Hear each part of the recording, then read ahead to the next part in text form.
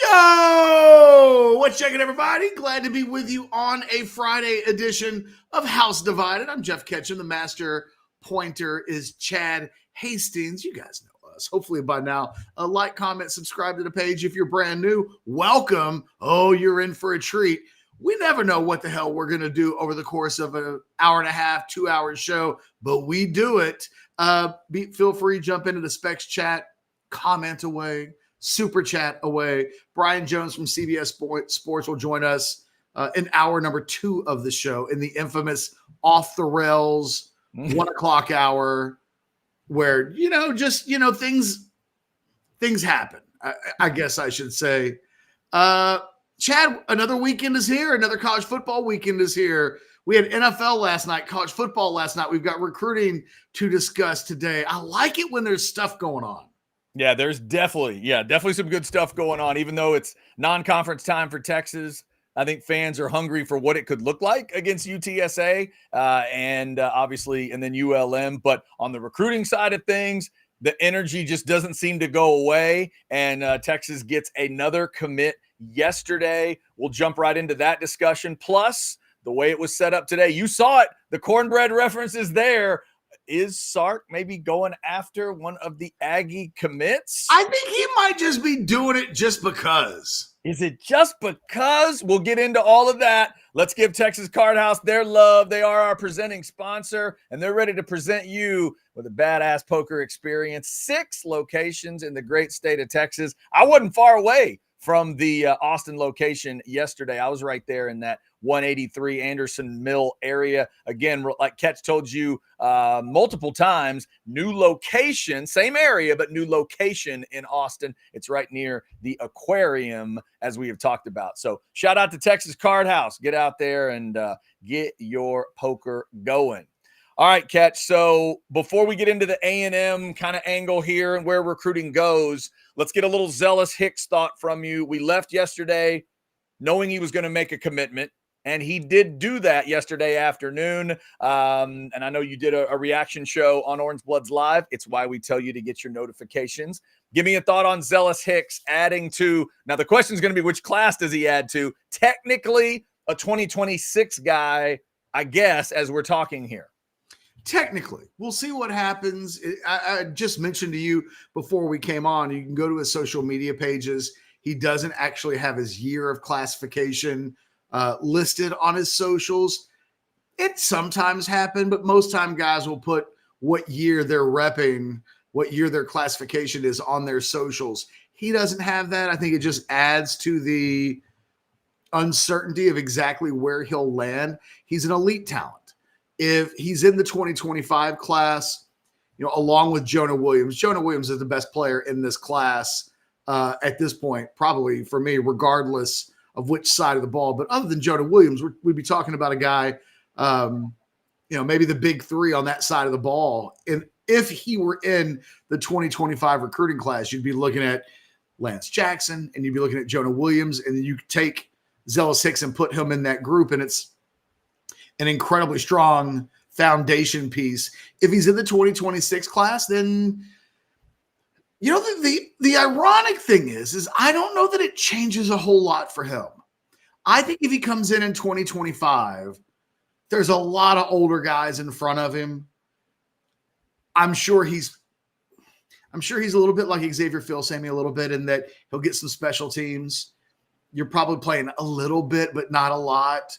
You can look, though, at the end of 2025, and you could see that Derek Williams is eligible. You can see that Michael Taft would be running out his eligibility. You can see that Jelani McDonald would be NFL eligible. Not all those guys have proven yet that they're at that level, but that's almost 20-something games away, right? So once we get out of 2025, those guys could be in a place where they want to leave. And of the guys that are currently on campus, now you're talking about Xavier Filsaime would be entering his 3rd season, or I guess his 2nd season. Yeah, next year. So what would be departing is in 2026, whether he comes early or not, that seems to be, I think, the season where he could compete for a starting position. That's going to be that way whether or not it's as a true freshman in 2026 or as a second-year player who's got some experience. I think the whole point would be of coming early is to maybe get yourself on the cycle of players your age. He turned 18 yesterday, which means, you know, he'd be from, if he shows up in 2026, he'd be 20 years old 1 week into his freshman season. That's old. I mean, not the biggest thing in the world, but 20-year-old freshman, that doesn't happen all the time. So you could see him, I think, reclassify to try to get a little bit more in line with the rest of the guys that'll be in his classification. Even if he played 3 years, you'd be talking about a guy who's closer to 24 when he gets into the NFL. A little bit old for, and that's even if he declared early. So, yeah, I think that it's something to keep an eye on more than anything else from a talent standpoint. He is an elite talent. I think outside of Jonah Williams, who's a unique prospect, because I still look at Jonah Williams as more of an athlete than a true DB. Rivals list him as a linebacker. I get it. I mean, I get the Jonah Williams projection, and you might be wrong, but you're listing him where you think his long-term future will take him. This is a guy that plays football really, really, really well. And I think it was a big coup for the Longhorns to be able to go into the state of Georgia and do to Georgia what Georgia oftentimes can do to a state like Texas. Zoe, we see your super chat for 10. We will get to that. But real quick, catch off topic. A couple people have mentioned, I just want to clarify here. The Google Scholar 199 super chat says, did we mention Frankie Beverly yet? RIP. This is a name I don't know, but multiple people have asked. Catch, an R&B singer, Frankie Beverly. Is that who we're talking about? You've never heard of Frankie Beverly? I do not know who Frankie Beverly is. No. The name doesn't even... does not register for me. I will look it up. I see pictures. Frankie Beverly, frontman of the soul group Maze, also a name I don't know, dead at 77. Rest in peace. Yeah, I mean, well known in the musical community. Kind of part of that Philadelphia soul sound. Okay. Passed away this week. I know who Frankie Beverly is. I can't say that I have like his full, rest in peace to Frankie Beverly. I can't say that I'm the biggest Frankie Beverly fan around. He never was my cup of tea, mainly because I don't think I immersed myself in Frankie Beverly's music, but I certainly know who he is. Yeah, rest in peace. Go check out some Frankie Beverly today in his honor. All right, how about a $10 super chat catch in the recruiting realm from Zoe? What's up, Zoe? KJ Lacey and Keelan Russell have been sliding in the rankings, but in opposite directions. Why? And are we taking the wrong guy, especially with with Russell trying to recruit our wide receivers? Why? Well, I think Keelan Russell is a guy that the more people have seen him this spring, the more people have kind of fallen in love with him. He goes to the Elite 11 Challenge, does really well there. Every competition that he's gone to kind of showcase his talent level, people have come away thinking that guy's elite. That guy's a 5-star level talent. KJ Lacey's a smaller guy in those same competitions, didn't quite perform at the level of the elite of the elite. So, I mean, I think that's why they've gone in opposite directions. Is Texas taking the wrong guy? I've said on this show, on Orange Bloods, if it were me making the decision, I would have gone after Keelan Russell because I think it would have helped you in the recruitment of Decoria Moore. I think it helps put another flag down at Duncanville, which is a school that you're going to want to constantly have success. I don't know that recruiting KJ Lacey from the state of Alabama is going to, a year ago when they landed KJ Lacey, there was some thought, well, that might help with Ryan Williams, the 5-star wide receiver who was in this recruiting class until he reclassified and went into the most recent recruiting class and now is a true freshman starter at Alabama. I would have gone with Keelan Russell. When in doubt, for me, there's a number of checklists that you can go down. But one of the first one for me is always going to be, is it in an area that from a recruiting standpoint that really matters? Ty goes to, will you want to go there again? And there are guys that I can point to from the state of California. If you're talking about modern day high school, if you're talking about John Bosco, if you're talking about IMG Academy in Florida, right? There are areas it's like, well, Texas will go into that high school every year. So it doesn't always Ty goes to the in-state guy, but more times than not, it does. In this case, Duncanville High School, kind of a big deal.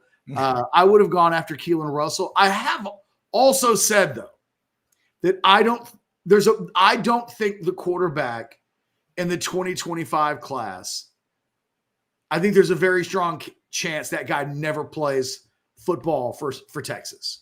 But Arch Manning's going to take over next season. I think he's going to play at least 2 seasons, which means 2027 on paper, barring injuries, is the earliest that Texas will need a new starting quarterback not named Arch Manning. And Arch Manning is about to become the first guy that's ever waited until his 3rd season with the kind of credentials that he brings to the table. No 5-star quarterback has ever waited as long as it looks like he's willing to wait. You would then be asking this for the 2nd time in a row that a wild, he's an asterisk. What he's seemingly willing to do by waiting until the 2025 season has never happened before with a player of his resume. You're asking that to happen in consecutive quarterback cycles. I just don't know that I believe that's going to happen. So there's a part of me that thinks that the quarterback commitment that matters the most for Texas is whoever they take in 2026. And right now we know that that's Diabell, a 5-star level quarterback, son of Raja Bell. That commitment got a lot of notice when it went down. To me, that's the one that matters the most, because you're not asking that guy to potentially wait as long. For Diabell, he comes in as a 2026 guy. His first season, he's the backup to Arch. And then if Arch goes pro after 2026, then Diabell in his 2nd season competes for the starting job, and away we go. And that makes a lot of sense from a timing standpoint. I personally will be very surprised if KJ Lacey waits that long, just because we've seen that the quarterback position and the portal might be the most combustible of all positions in college football. That quarterbacks, high-level quarterback talents, more so than talents at any other position, even wide receiver, seem to be on the move if things aren't happening within 12 months at the school that they originally picked. So Texas has a little bit of an anomaly situation with Arch. Could it happen again? Yes, it could. I think the smart money, the more likely money, though, would fall on whoever they sign in 2025 eventually goes to play somewhere else because of impatience. I mean, you're asking a lot of these guys to sit behind Arch Manning for upwards of 2+ years going into their 3rd seasons. A lot of guys just won't be willing to do that. Zoe, we appreciate your super chat. We got a couple super chats that are lined up and ready to go. We appreciate you. We appreciate over 700 folks in that Specs chat right now. Let me also thank one of our great partners. We always talk about the Deep Eddy Vodka Tasting Room. Let me throw up some September facts for you. Happy hour, Thursday through Sunday, 5 to 7. How about the middle? Free chips and queso, kids. I just had this chips and queso. It's damn good. Thursday through Sunday, 5 to 7. And note on Saturday, we're recording here on a Friday. Note on the Saturday of the UTSA game, they will close at 5. There's no happy hour because they do have an event out there at the Deep Eddy Vodka Tasting Room. But there are some of those beautiful cocktails. Get on out there and check them out. There's your QR code and the normal hours, Thursday through Sunday. The deep, excuse me. Oh, I'll get choked up. You all right over there? Oh, my goodness. You need some Deep Eddy vodka. Wash your throat. Man, my mouth started watering, then I get all choked up. The Deep Eddy Vodka Tasting Room. Check them out. That was legit right there. I was like, oh, man, it looks so good. I remember how great it tastes. So all you right. ready to talk about this A&M commitment that Texas is playing footsie with? No, I'm ready to get to some super chats, Catch, because that's how it works. We need to get to super chats right now. Is what we need to do. Well, then let me just, if you clicked on the video, you saw the thumbnail, you want to know about Sark taking A&M's cornbread, patience. We're almost there. Almost there. 2 super chats came in. Let's get Tom G's real quick. $10. It's so cool, and I feel so good for Quinn to be getting all the praise from the national media, including Kuiper and other draftniks. Texas rolls this week, 62-3. That score sounds familiar. Thank you, Tom. Appreciate you. I think, real quick, as just a response to Tom's super chat, Quinn earned it. And I think that, I think that's what's cool. Because there have been times, look, a year ago, Quinn Ewers was a preseason Heisman candidate going into the 2023 season. It was unearned. And I would say even the hype coming into this season wasn't fully earned. I think what's really cool about what happened at Michigan is that people recognized how well he played in that game.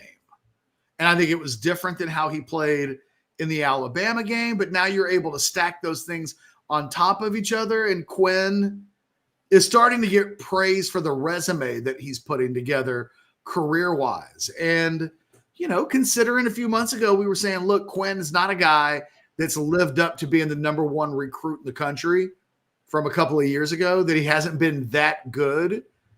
I think it's cool that in the middle of what is likely to be his last season at Texas, he may change his legacy in a way that maybe helps him align himself with that ranking, which can be a bit of an albatross for some guys. That he's not folded under that pressure, I think has been cool to watch that development kind of unfold. And this weekend's another part of it. Like, I want to see Quinn Ewers just go out there and put a numbers game up.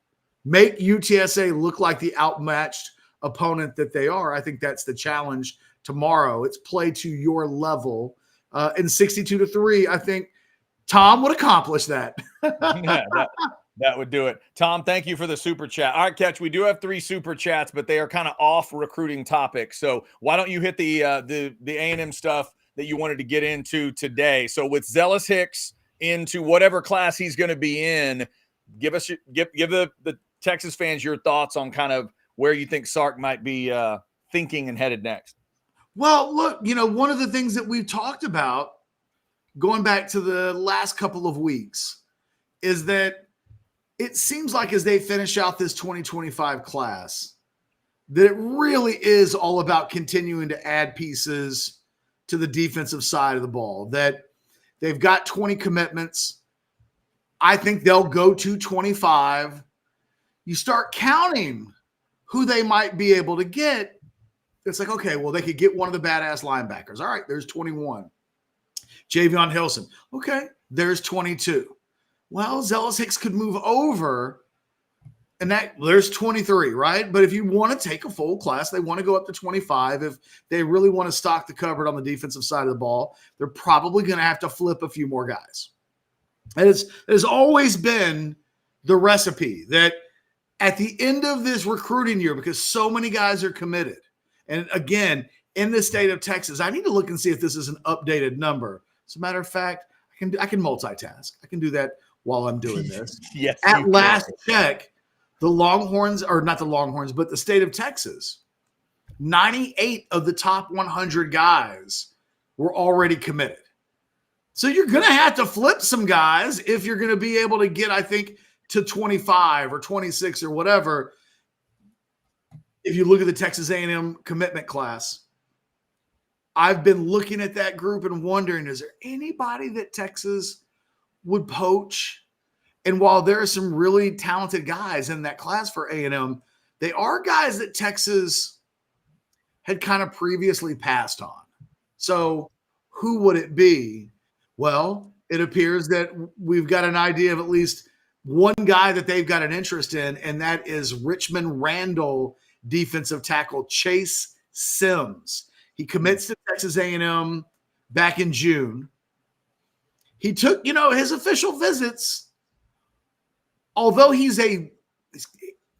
I've got him ranked as a state top 100 guy, kind of a high 3-star, but I've got him 97th in the state. He's a mid 3-star by rivals. He's not a super blue chip prospect. He visited Washington. He took an official visit to LSU. He visited Texas Tech. He visited Kansas. He visited A&M. And he committed to A&M out of that group of schools. And quite frankly, other than LSU, you wouldn't expect those other schools to compete with A&M for an in-state school if A&M wanted him. He's going to visit Texas for the Mississippi State game. And I think there's a real strong sense that the Longhorns have started to make him a serious, he's talking about he's getting calls from Kenny Baker now on a daily basis. The relationship aspect is starting to grow. He visited Texas back in April. April 6th. So he got offered by Texas in March. He visited in April, and there really hadn't been a whole lot that's happened since then. But again, the Longhorns, if they want to get to 25, they're not all going to be 5 stars. And I think for me, this one, from a numbers standpoint, makes a lot of sense. And that they lose 5 guys. They will 5 guys at the defensive tackle position after this season. So they're going to want to replace as many of those guys as possible. They're not close to that number now. They're only at 3 if you move Lance Jackson over from strong side defensive end. I don't know that they're there yet. So, yes, they're going to go into the portal and get at least a couple of players, I would imagine. But them wanting a third true defensive tackle guy in this class makes a lot of sense. I'm a little surprised that Chase Sims would be the apple of their eye. He doesn't quite fit the physical profile of what we know they like. They love large humans. This guy's a sub 6'3", 6'2"-ish, somewhere between like 285 and 300 pounds. He's not a physical monster. 285. He's little bitty, 285. Yeah, exactly. So he's not Josiah Sharma, this big monster that they dedicated themselves to go get. He's actually built a lot more like DJ Sanders. So maybe this is the DJ Sanders slot in this recruiting class. Physically, he's very similar to Sanders. They fit. And is the physical part of it why you're kind of thinking this could be, not that Texas wouldn't want to have a recruit that A&M would want, but is that what led you down the path of like, well, maybe they're just kind of would maybe do it to do it? I think they need it from a numbers standpoint. Okay. They're losing 5. They've got 2 guys at this point that are coming through from this recruiting class. I think they would have gone into this recruiting class saying we need 3 or 4 defensive tackles. While they've picked up commitments in the last month from 2 that they truly covet, from a volume standpoint, they're not quite there yet. It makes sense at some point to go in-state to have somebody fill one of those slots. And so, this guy, I don't think was at the top of their list in-state, but I think he's a guy that they clearly think is good enough to be in this recruiting class. So you go where the talent is, and in this case, the talent is on the Texas A&M commitment list. There's a part of me that wonders, is part of the reason why this guy would be attractive is you get to kind of kick A&M in the face if you flip him. I don't know. I mean, it doesn't hurt. It's not one of, as far as like, hey, it's an extra positive. You get to kind of take from A&M and just send a little shot across the bow that, anytime we want one of your guys, it might be as simple as we just contact them. I'm not going to go crazy with this. What did I say yesterday about Zeelos Hicks? I said it might be, outside of Jonah Williams, the best safety that Texas has signed if you look at the last few classes and you start counting out Derek Williams and you start counting out Xavier Filsaime or Jelani McDonald. I think I would have Zeelos Hicks ranked above all those guys. I'm not going to get carried away with Chase Sims and act like I have him rated at a level that's even on the level of DJ Sanders and Zion Williams. I don't. But I don't have either of those guys ranked so high that they don't belong in the same sentence with Chase Sims, because the bar in recruiting for me are the super blue chips. The super blue chips are on their own level, and everybody on the outside of that is closer to a mid 3-star than they are to a 5-star or a high 4-star when we look at developing into NFL players and becoming like next level, paid on Sunday, drafted in the NFL kind of guys. So while I have him a little ways down the pecking order, I mean, he's closer to DJ Sanders and Zion Williams than those two guys would be to the super blue chip defensive tackles in this class. We got some super chats that are lined up here. None of them are recruiting related. Well, let me ask you, double check. Chad, how do you feel about that? Because we're, the part of this thing is he's committed to A&M. He will visit Texas for the Mississippi State game as an A&M commitment. Right. And look, I'll be honest. From my perspective as a guy that covers this, neither Texas or Texas A&M want their guys visiting the other school. You're almost okay with them going to Oregon or Alabama, or you know what I mean? Because you shrug that off and you go, well, yeah, but I really begrudge a guy who wants to take that visit. If a commitment from either of the house divided schools visit the other, it does change the way you view, like, what the hell is that to begin with? Yeah, I mean, it's a specialized thing. I would assume it's got to be a similar feeling to, like a Michael Fasusi discussion, right? A guy that was looking at Texas, looking at Oklahoma, those two things. Yeah, I mean, I would assume, obviously, if you're a fan of either one, you don't want that. We've talked recently about why a Texas fan might not want to hear that they're headed to Eugene, Oregon. But yeah, to your point, anybody on that 25 list for Texas, if the story was they were going to visit A&M for that Missouri game coming up or whatever, I think Texas fans would freak a little bit. So I think there'd be question marks about, okay, is that guy really? Absolutely. Yeah. Is that guy a Texas commit at that point? Fair or whether that's fair or not, that's how rivalries work.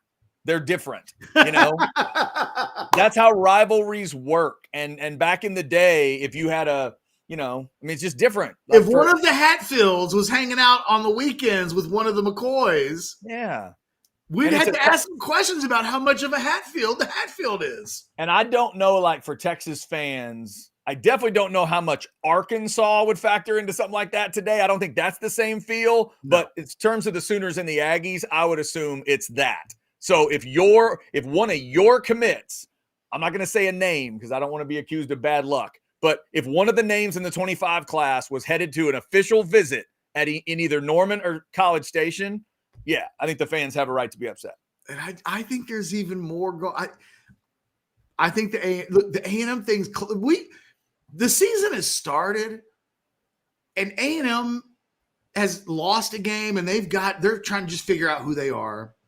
And Texas has visions of something so much bigger right now that we kind of lose sight of the fact that the days are going by. We are closer and closer to these two teams playing each other again. 78 days, Catch. I mean, it feels like yesterday it was at 100. 78. And now it's at 78. So I think lost inside of this Sims thing is that his recruitment is happening as the countdown gets closer and closer.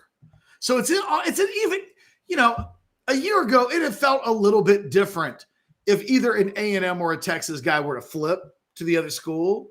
Right. Still, okay, well, that's next year. We're 78 days away. So anything that happens now really is in the belly of the beast of whatever that game's going to be, whatever it's going to feel like when the rivalry really reignites. We're not there yet. but it's simmering.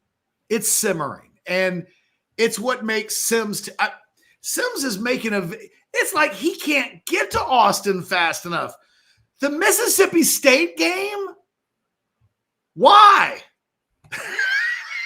Why wouldn't he say, well, look, the thing that makes me think that kid's really interested in Texas and that, you know what, we may see a flip there is that he is coming in on the Mississippi State game. He could have said, well, if I'm going to take one visit, how about I come in the week of the Georgia game? And it would have made total sense. Mm-hmm. Even at that point, if you're an A&M fan, you could shrug that off and go, well, it is maybe the number 1 team versus the number 2 team in the country. So you can, you can not like it. But it's a little bit like when A&M played Alabama at home a couple of years ago. And it was like, well, that is a pretty badass game. Yeah. You can't really begrudge a guy going to that game.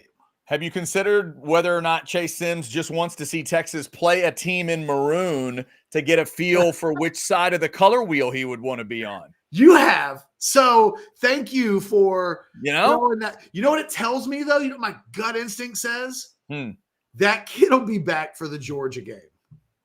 He's coming in for the Mississippi State game as an official visit. From what I believe Jason gathered in communicating with him earlier today. My guess is he'll be back for that game. That it won't be a double official visit. He'll come back in an unofficial. If that kid comes away from the Mississippi State game liking Texas at all, of course he's going to the Georgia game. So I don't want to say that A&M has lost that kid, but I think A&M now has 2 weeks to put that recruitment in order, or I think there's a very, very, very, very, very good chance that kid flips to Texas because, it's just, you can't have that. You can't have, if you're A&M, your best guys playing a ton. It plants. And the other thing it does, every single one of those kids might then go, well, hey, man, if Chase Sims is allowed to go to Texas and there are no repercussions, what's to stop Kobe Sellers from saying, well, I just want to go see Texas and Georgia play? What's to stop DJ Sanders from saying the same thing? And suddenly, I don't know. I'm curious to see how A&M handles that. I think they've got to try to solidify that thing to the point where he cancels that official visit. Because if they don't, to me, it will look like a guy who's going to end up a Longhorn. And if that's the case, from that point moving forward, as long as he's got A&M commitment next to his name, it does a little bit of brand damage if you're A&M. It plants a seed in every other kid's mind in that recruiting class. If he can do it, I can do it. So I'm not only going to take an unofficial visit to see some games. I mean, if they're okay with him taking an official to Texas, I'll take an official visit. Maybe not to Texas, but maybe to Oklahoma, maybe to LSU, maybe to Oregon or Georgia or wherever. I think this is a test for the new A&M staff. And, it's all things being equal. If you're the new A&M staff, the last thing that you want to be dealing with going into the Florida game, going into the games that follow is commitmentless drama between one of your guys playing footsie with Texas of all teams. So, Ketch, just for the sake of argument, is it a mass outside of the brand stuff you're just talking about and kind of that obvious part of it, in terms of how big a loss or impact it would be? Would I don't A&M, think it's a huge loss. I mean, would A&M freak out that much? He's a 3-star, right? No, it would the freak out would be that Texas came and took one of your guys. Okay, it would be the principle of the thing. Yes, very much so. Gotcha. Because there's a part of me that looks at Sims and goes, I don't completely get it from a Texas perspective. Sims falls into the category of players that I think need 2 or 3 years of development to play at Texas, right? To play at Georgia, even to play at Texas A&M. Now, that's not to say that he won't ever play or that he couldn't develop into a really good player. Guys, I think with his, and he's going to need to get bigger and stronger.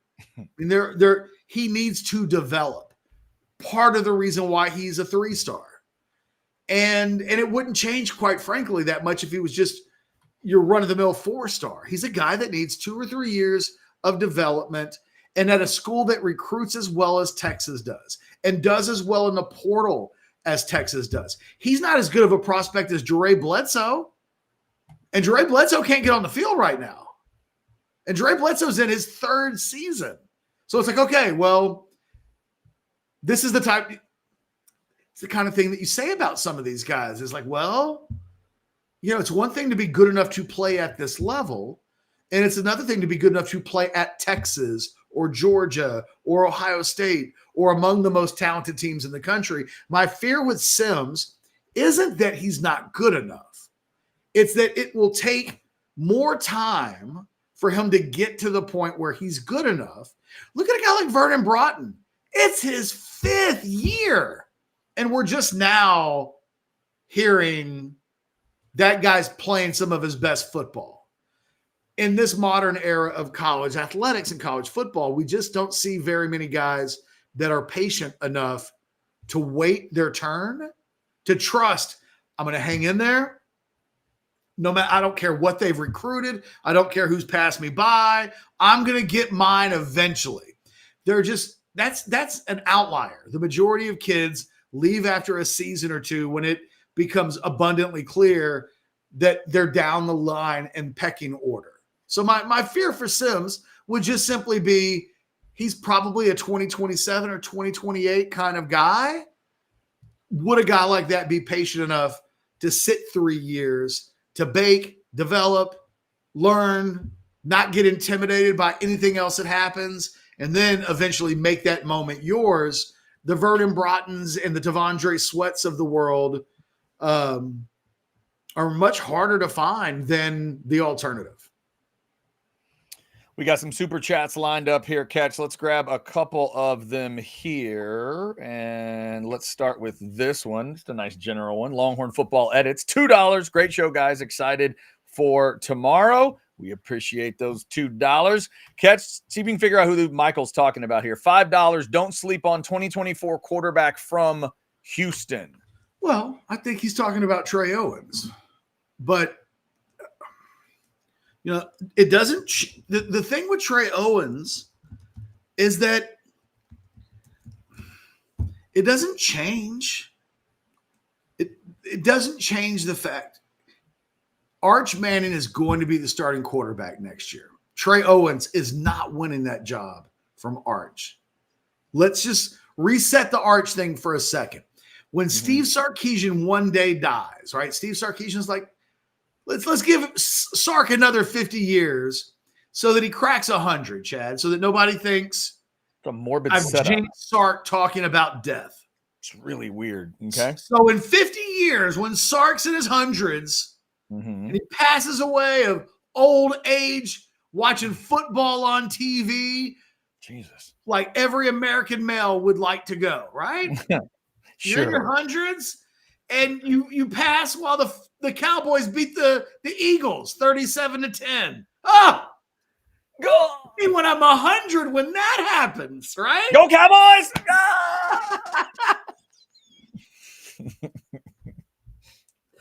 It'll be on his tombstone. Here lies Steve Sarkisian. And then it will say ... Whatever happens to Arch Manning, that's partially what he's going to be remembered for. I mean, nationally, it just is. So Trey Owens is really good. He's really talented. Timing is everything, though. Ask Chance Mock. One of the guy on this channel who has a Rose Bowl ring, who's played in big games. He's played in Texas OU. He's been the number 1 quarterback in the country from a passing efficiency standpoint. Sometimes, though, no matter how good you are, there's a dude on the roster that you just can't control that's like an alien. For Chance, that was Vince. It's not his fault. Coaches at Texas would have slit their wrists for Chance Mock from 2010 all the way through like 2023. Oh my God. Mac and Charlie and Tom, they would have like sold some souls to have quarterback play as good as Chance. Chance came along at the exact wrong time. Vince Young's just sitting there behind him. And what happened is what happened. Trey Owens has to deal with that on the Arch Manning side of things. Arch is going to be the starting quarterback in 2025. I think he will come back and play at least 2 years. You've heard Quinn talk about, well, all of the data shows that guys have to start 30 college games. You know, those are the guys that end up coming out in the NFL and doing the best.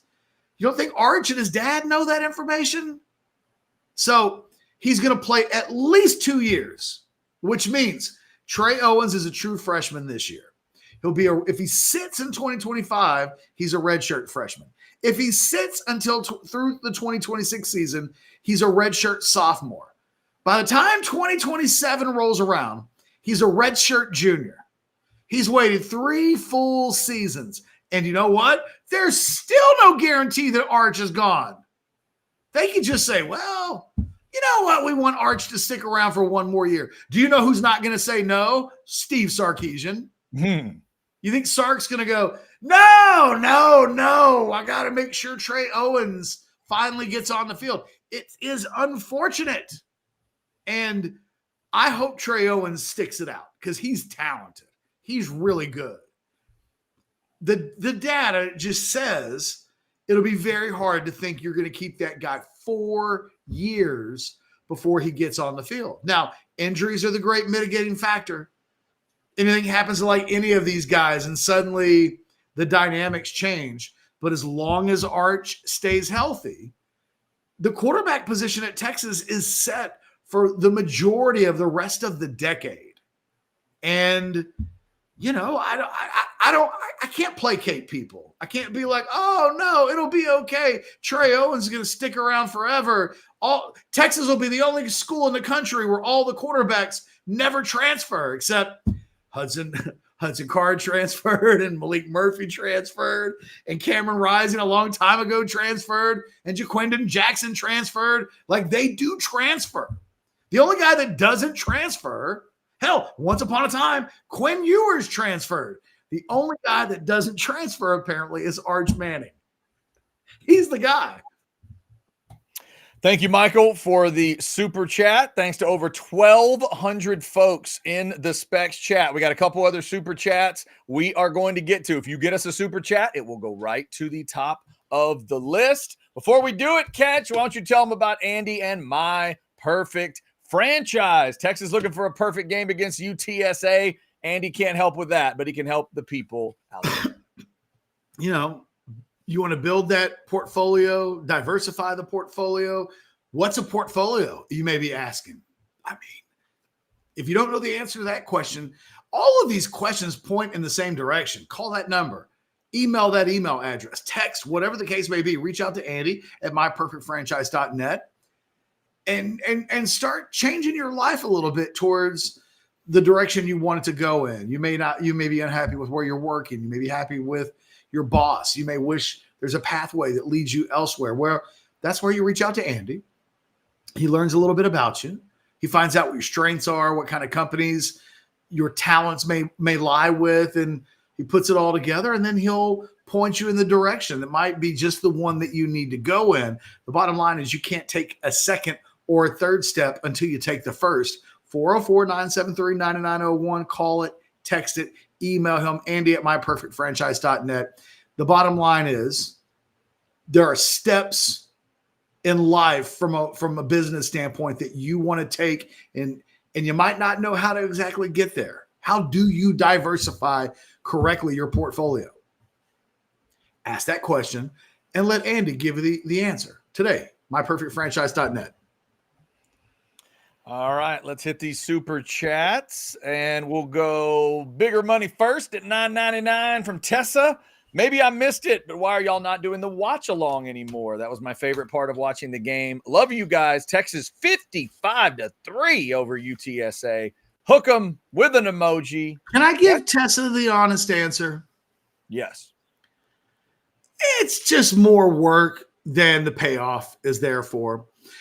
What we realized after a full body of work from last year is that the post-game show, when the games are over and the rewatches start, people watch the post-game shows. They weren't watching the rewatches. And what we would really need in the rewatches for those to really take off, Chad and I would have to be animals. I showed Chad videos of watch-alongs, usually once or every other week or so. I'll send him a link and say, hey, watch this. And it'll be somebody doing a watch-along, and they'll just lose their minds in ways that are highly entertaining. Chad and I can't fake that. Right. We can't. Yeah. We can't. And it was important from a timing standpoint, because the post-game show has more value than the watch-alongs, that we have Chad involved in the post-game show. It's hard to ask Chad after 3.5 hours of watch-along, hey, Chad, hang out for another 2. That's what I do, but it's not necessarily what Chad needed to do. So I love watch-alongs. And there's a world out there where the watch-alongs will pick back up. But I got to be honest, we need an animal. If you're out there and you're like, you know what? I am freaking crazy. They should hook a camera up to me while I'm watching the games. Maybe you need to be the star of the Orange Bloods watch along. Yeah, because I know who my idea is. Kieran. That's my idea. Oh, he'd be so good. I think if you could figure out a way to film Kieran while he's watching a Texas game, he would turn into one of your crazy soccer guys. Catch. Guaranteed. But the problem is you got to be willing to, at that point, you don't get to go to games anymore. Kieran was at Michigan last weekend. Kieran likes to be a fan on site when he can. For instance, we haven't talked to Kieran. I need to get him on the show. I'm guessing he'll want to be at the OU game. And it's exactly those kinds of games that you can't go to. Right, exactly. So we haven't given up on the idea that the watch-alongs will come along. But, man, I got to be honest. The watch-alongs take a little bit. They take a pound of flesh because you've worked all week. And then you do that game for 3.5 hours. And then you do another 2 hours. And then it's Sunday. And now I got to write all day. Like at some point. Yeah. It's just a lot to ask of both of us. And in the end, it didn't make sense from a monetary standpoint. So I hope that fully answered your questions. We're definitely not opposed to reigniting. I feel like I brought the watch along to this market. Nobody was doing it. We started to do it. Other people copied us. It's quite flattering.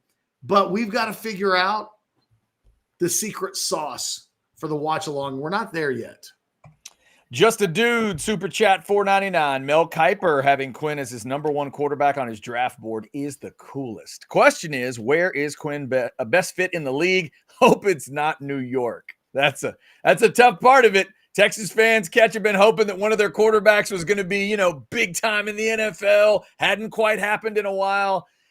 The problem is you can't choose where they go. No, but I know where I know the perfect spot for him.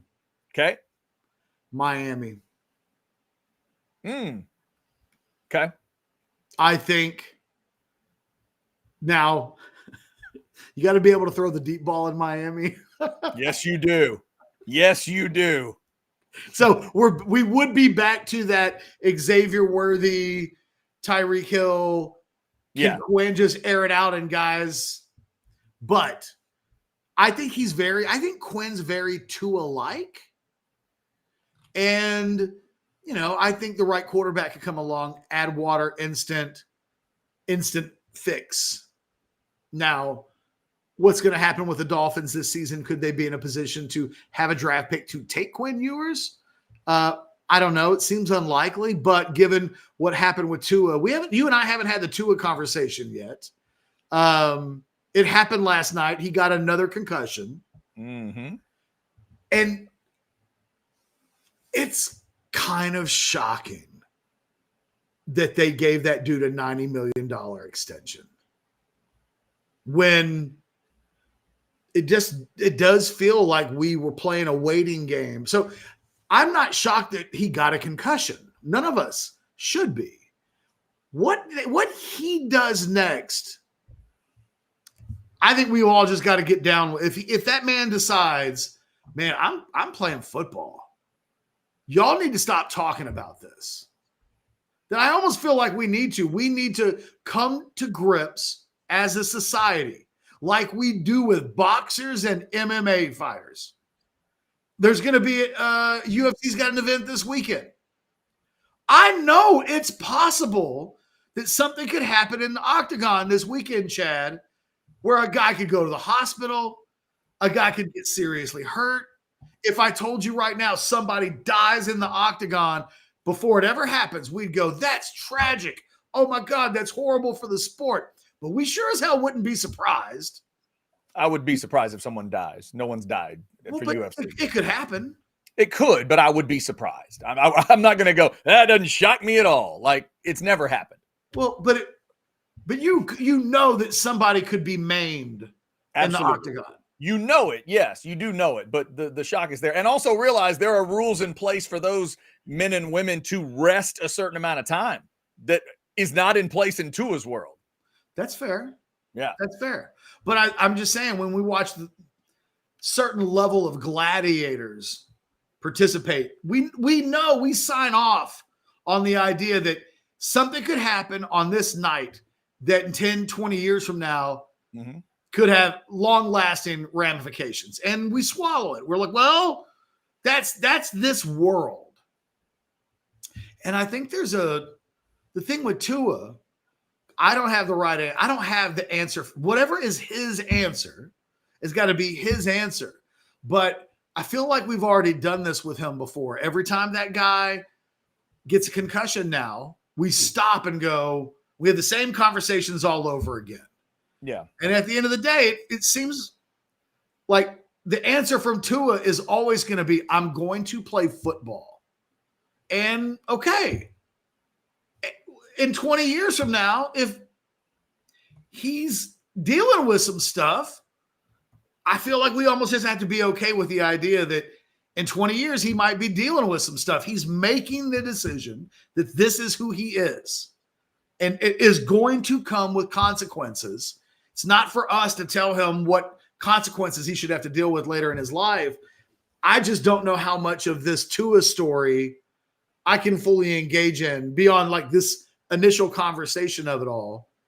Because it's so repetitive and we're always in the same spot, right? We are as an audience, as a national audience at that, we're looking at this and we want to wish him well, but I feel that way about everybody. I don't want anybody to get hurt. But if guys are like, hey man, I got a $90 million contract, I'm going to collect every penny of that. And if it means I got to put myself at risk, I mean, football players aren't the only people in the world that put themselves at risk to do jobs. So I don't know. Like I don't know. I've never known what the right answer for this thing is, because I feel like, just like with fighters who say, look, I accept the responsibility and the potential consequences that come from this. Is this it? Is this is Tua's entire career just one concussion to the next, and all we do is kill time until he has another one? And then we have the exact same conversation. The only thing that changes is the number. It's like, well, he had 2 and now he's got 3. And the next time it'll be, well, he had 3 and now he has 4. I don't know what to do with it. Yeah, it's a specific thing, obviously, to him. And like you talk about certain people are going to react to those things certain ways. But there's things you can see with a concussion, with a big time hit, that will disturb you. And one of those things is like when the hands are moving and the whole like fencing thing or whatever. Not all concussions are wired the same. And now we've seen Tua go through that twice. So that's where you start to ask the question of, and it was one of those moments of, it was a quarterback in the NFL with absolutely no full sense of where he was in the ball game, what was worth risking and what wasn't. That was one of the sillier risks I have ever seen an NFL quarterback take in that moment. Yeah. He did not fully understand that moment. It was like Tony Romo in his prime's voice was into his head at that moment going, just go, just go. And then the other voice tries to say, dude, it's 31-10 and you're about to go head first.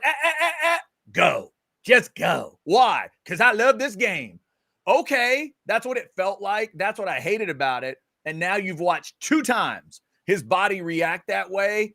And yeah, so now it's different. Somebody brought up David Ash in the chats. David Ash's discussion became different because there were multiple situations. And Tua now is the best example you'll have of a big-time NFL guy where you have to really have those discussions. So we'll see what the reaction is. Let me ask you this, Chad.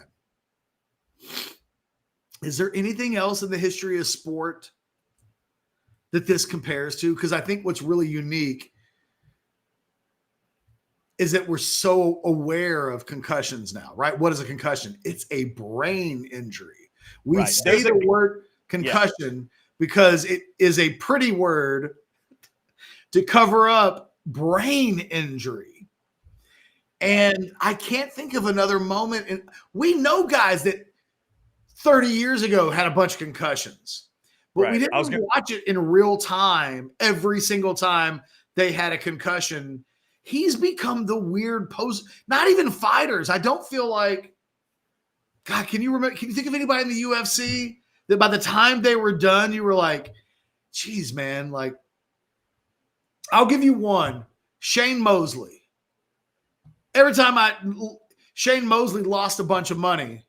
Right. And the Sugar Shane Mosley in boxing that fights now for paychecks comes across to me as a guy that in 15 years from now is just going to be fucked up. Right. And yeah, you hope he's going to be all right. Outside of the super chat, somebody threw this name out. This is interesting. Aikman retired because of concussions. It's true.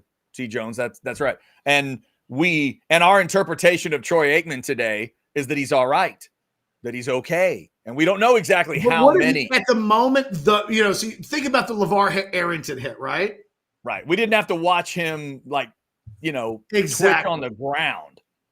Like, that's a different deal. When Steve Young got knocked out on that Monday nighter, and I legitimately thought it could be like, wow, did I just watch what I may have watched? Like, but he didn't shake around like that. He wasn't moving like that. It was different. The fact that Tua has reacted that way twice now, it's scary. I mean, it is scary. And here's the difference in fighting. When you and I are watching a fight, this is for the people that don't watch fights that don't know, especially UFC. Let's go there. When that person hits the mat, a lot of times the camera shows you the winner. They don't stay focused on the person in fact, they'll move away from it purpose. On purpose. If the hands start shaking, if the feet if you listen, you'll hear Joe Rogan or Daniel Cormier say, oh my God, his feet are still twitching. Oh my God, his eyes rolled back in his head. Oh my God, he's still moving. But we won't see that because we're watching the man or woman that just is celebrating and jumps up on the cage or does a flip or does whatever. So you get distracted away from it. But when Tua hit the ground last night, it was like, what else are you going to show? There's nothing else to show the people at that point unless you really want to cut away from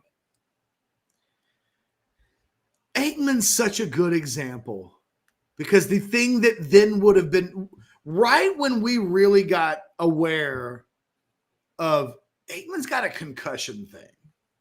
Yeah. He retired. Yes. And we all kind of went, okay. He played long enough. The LeVar Arrington hit was scary.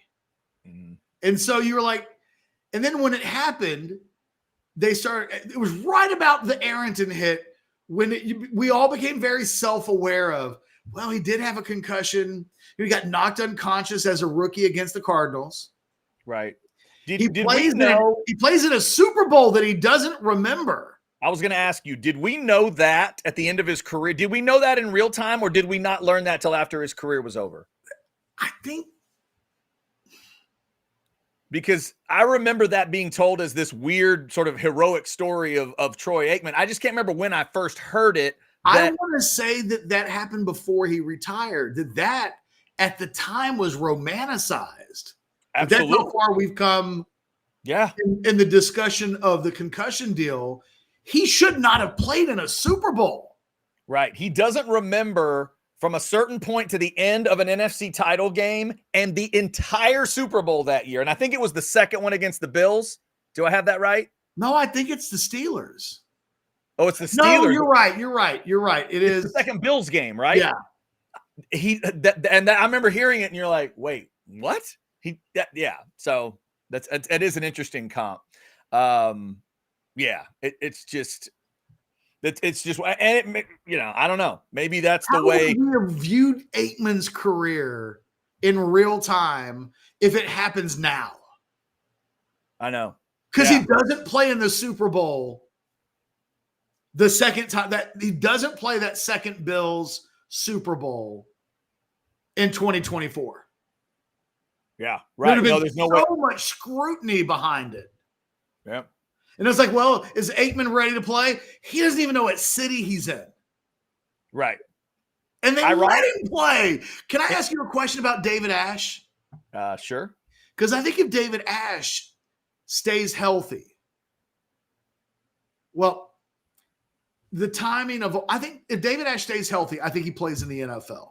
If you go back and look at David Ash's sophomore season, he had a terrific sophomore season. And if you can tell yourself, well, in year 2, he did this, what might year 3 or year 4 look like? I think it ends up with David Ash playing in the NFL. Is he a starter? I can't say that. But does he have a place in the league? Yes. I wonder how David Ash would have handled his career with the concussions if he had had the Quinn Ewers season last year. So he gets the team to the playoffs. He wins a Big 12 championship. He's on the radar as an early round NFL draft pick. And then the concussion thing happens. It always felt like David Ash waved the white flag. And I've always thought he thinks he wonders if he waved it too early. That, you know what? In retrospect, I needed to keep going. I wonder how different the David Ash story looks in a world where the timing of his seasons are a little different. If the concussions start right after a badass season and right before he's on the cusp of the NFL, how would the league handle that? How would he be drafted? Now, his situation was unique because if I remember the details correctly, he was having issues with sunlight. He was having to stay in rooms where they were controlling the amount of light in the room because it was disturbing his ability to focus and see. And so he was dealing this. The dynamics of his situation were unique that I've never heard of another Texas player dealing with quite the same thing. But I just wonder how different it would have been if David Ash had been really close to NFL riches. He's half a season away from getting that first round contract from somebody because the Dolphins gave Tua $90 million and they know he's got concussion issues. What would stop an NFL team from drafting David Ash if they thought David Ash was going to be potentially a starting level player? I think everybody takes the risks. I think that's the elephant in the room here is that we are not yet coming across truly high-level guys who are saying in real time, you know what? I don't want the money. I'm not going to take the risk. I'm out. The vast majority are like, man, I got money to make. I'll live with whatever happens later. And, it's a hell of a thing that's constantly put in front of us as an audience because the dynamics never change. Nothing has changed. It's the same thing as before, and nothing's pushed the conversation along to a new chapter. So it just feels like we're having the same conversations. I wonder when we'll hit that moment. What's the next moment that's a threshold moment in this conversation? I don't know. NFL, keep an eye on the recovery of Tua. At the time they talked last night, he had headed home. Didn't hear that he needed any extra medical attention in terms of being, after press conferences or anything like that. But we'll obviously keep an eye on that. We got super chats coming in. Remember, 1 o'clock hour, we've crossed the threshold. Buy or sell coming up. Scottish guy and Brian Jones to pack in this hour. But we have this super chat I want to get to. Catch Angry Hammer, $10. Heating up rumors of Wegman being out if Aggie loses this weekend. Is it just a matter of getting Jetpack Guy before officially declaring that their Charlie Strong era has come? Now, that's an interesting combination of references, Angry Hammer. That is well done. I had not seen these rumors out there, Catch, about Wigman maybe being out of the game, but apparently there's something going around. He might be questionable dealing with. He is officially questionable on the A&M injury report. Yeah, dealing with I think it's a shoulder injury. Okay, the opposite shoulder, is that right?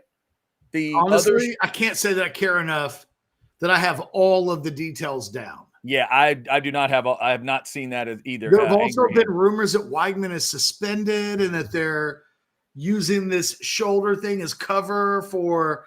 Man,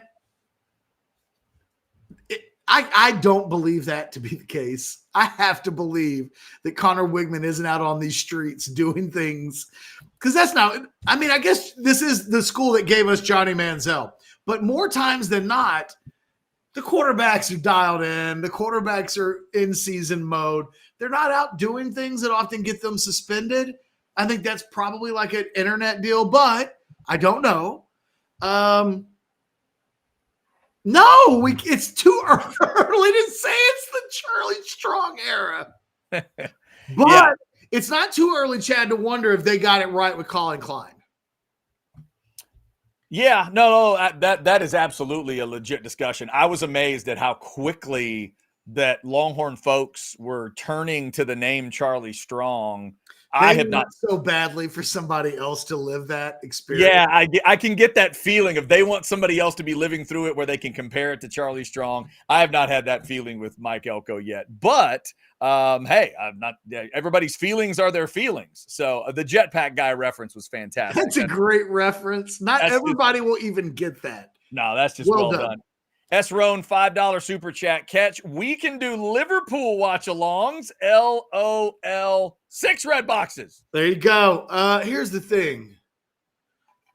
I usually need to. I'm not crazy when I watch any of my teams play. I'm not. If there's a goal, there's a yes, and then that's kind of it. Like I don't do dancing around that. You don't do this for 5 minutes. No, I'm usually very stoic. I'm usually very dialed in and focused. Mm-hmm. But I don't do a lot of emotional outbursts. When my teams lose, there's a whole lot of just kind of give me like 30 minutes to just process and get it out. You take a dog for a walk or something and you just clear your head. But I don't like being around people. I am that guy. You go to a Super Bowl party and there's just a guy who's constantly talking about all kinds of shit. It's like, well, I just want to watch the game. Oh, God. Can I watch the game? I am. Please don't annoy me with your trifling shit guy at a game. It's Catch, just, I think, shut up is what I want to tell people. I think the last time I actually went to a Super Bowl party was one of the Giants Patriots Super Bowls. But since then, I've been able to convince my wife, like, let's just stay at the house. Like the most we've done the last few years is maybe one person comes over, literally, and they have to want to watch the game. Like they have to. The thing is, if I go to a watch party, just put me in the room with the people that want to watch the game. Right. And I'll let the other people play cards or bingo or talk about concerts that they're going to in a month from now. I don't want to begrudge those people. I just don't want to be near them. And what I definitely don't want is somebody who's like, so, man, what'd you think about the Longhorns yesterday? Right. Exactly. Not that the Longhorns would be playing in February, but yeah, I mean, baseball, maybe ask about the baseball series. Oh, because you're talking about the Super Bowl. Yeah. You're right. That's technicality there. Although now college football playoffs are going to go so long. That's true. That's true. No, it's a good point. That's a good point. That my bad. That is totally my bad. All right, let's see. Oscar slid us $5. If I give you a lifeline, Chad, would you take Bobby Petrino over Elko? No, I would not. Let's see. We got some insider info here. Super chat $2. Word is that Bobby watches House Divided. Interesting. All right. Hi, Bobby. All viewers welcome. Super chat $4.99. Greater odds. Sark leading Texas for the next 15 to 20 years and winning multiple championships, or Sark taking a head job in the NFL. Whoa. Greater odds. I mean, by the math, I'd say there's a better odds of the second one because 15 to 20 years is a lot. That's the part that jumps out at me. At that point, you're getting Sark at 70? Like 20 years? I don't think nowadays you can hope for 20 years of a 15 to 20 of a college head coach. I know Saban just gave Bama 17. I get it. But, man. So you're basically saying, what are the better odds? That he's Saban? I mean, Sark just turned 50. That he takes a job in the NFL. He feels like a college guy to me, so I'll make you feel good, Brad, and I'll say there's a better chance at the front end than the back end. I'm going to say there's a better chance at the back end. Okay. Because it's hard for me to see any of these guys going to 70. Yeah, that's a long time. I mean, this job takes a lot out of guys. It's funny. I'm watching Jurgen Klopp right now. He coached at Liverpool for like 8 years, going on 9, like 8.5. And now he's just going around having fun. Somebody asked him last week, and he's like, I don't miss anything. Yeah, good for him. I don't miss working. And I feel you, man. Like they're going to get to be, I could see Sark doing this for a dozen years. Yeah, that's about right. Yeah. 4, which would put him at 16. And I could say, okay, he does it for like a decade plus. And at some point, man, it's going to be, they're not all wired like Saban. They're not. Yeah, and I got to go back. I go back to the NFL too, because you're saying winning multiple championships. That's something that's tough. You know what, though? Sark will get an NFL offer at some point because he calls plays. Yeah, you're right. That will make him different than, you can talk yourself pretty easily into the idea of, well, could he be, our version of the guy from the Rams, or when a guy's viewed as an elite play caller, and I think that will be Sark's growing reputation at Texas, especially after Arch Manning. If you can imagine a world, Texas wins a national championship in the next couple of years, Arch Manning has a mega career, Sark will have to turn down NFL head coaching offers. Yeah, you might be right, because he's called plays there. It's not, not only does he call plays, he's called them in the NFL. Like that gets him some extra love. There's a world out there where a lot of times these guys get opportunities to go coach their guys. Yeah. True. So it doesn't happen all the time, but let's say that the team with the worst record in the NFL wants to take Arch and they're making a head coaching change. They could easily say, hey, we're the New York Giants and we've got the number 1 pick and we're going to draft Arch. We want you to be the head coach and you get to come in with Arch. That'd sound pretty desirable for some people. I think Sark knows he's at his best in the college game because he does get to recruit, because his personality and ethos and program building really matter. But almost all of these guys at some point want to find out if they're good enough. Because the thing about coaches, college football fans don't view the NFL like this. College football fans view the NFL, and Chad, I know we're not going to do buy or sell before Brian gets in. But you know what? I kind of want to have this conversation as Brian's coming in. Coaches look at the NFL as the highest level, and they all wonder, can I do it at that level? College football fans look at college football and think college football is a better sport. So why would he want to go to the NFL? And the answer is always because they're dying to know. Because they're dying to know at the very highest level, could they do it? Could they do it? They walk around thinking that they can, but very rarely do they get the opportunities to find out. And to be able to do it means you put yourself on a very short list of, what's the list, Chad? It's Jimmy. It's Harbaugh. It's technically Switzer. I will not allow that. No. Okay, good. But you're not wrong, but I don't allow it. Right. It's Harbaugh and Jimmy Johnson. That's it.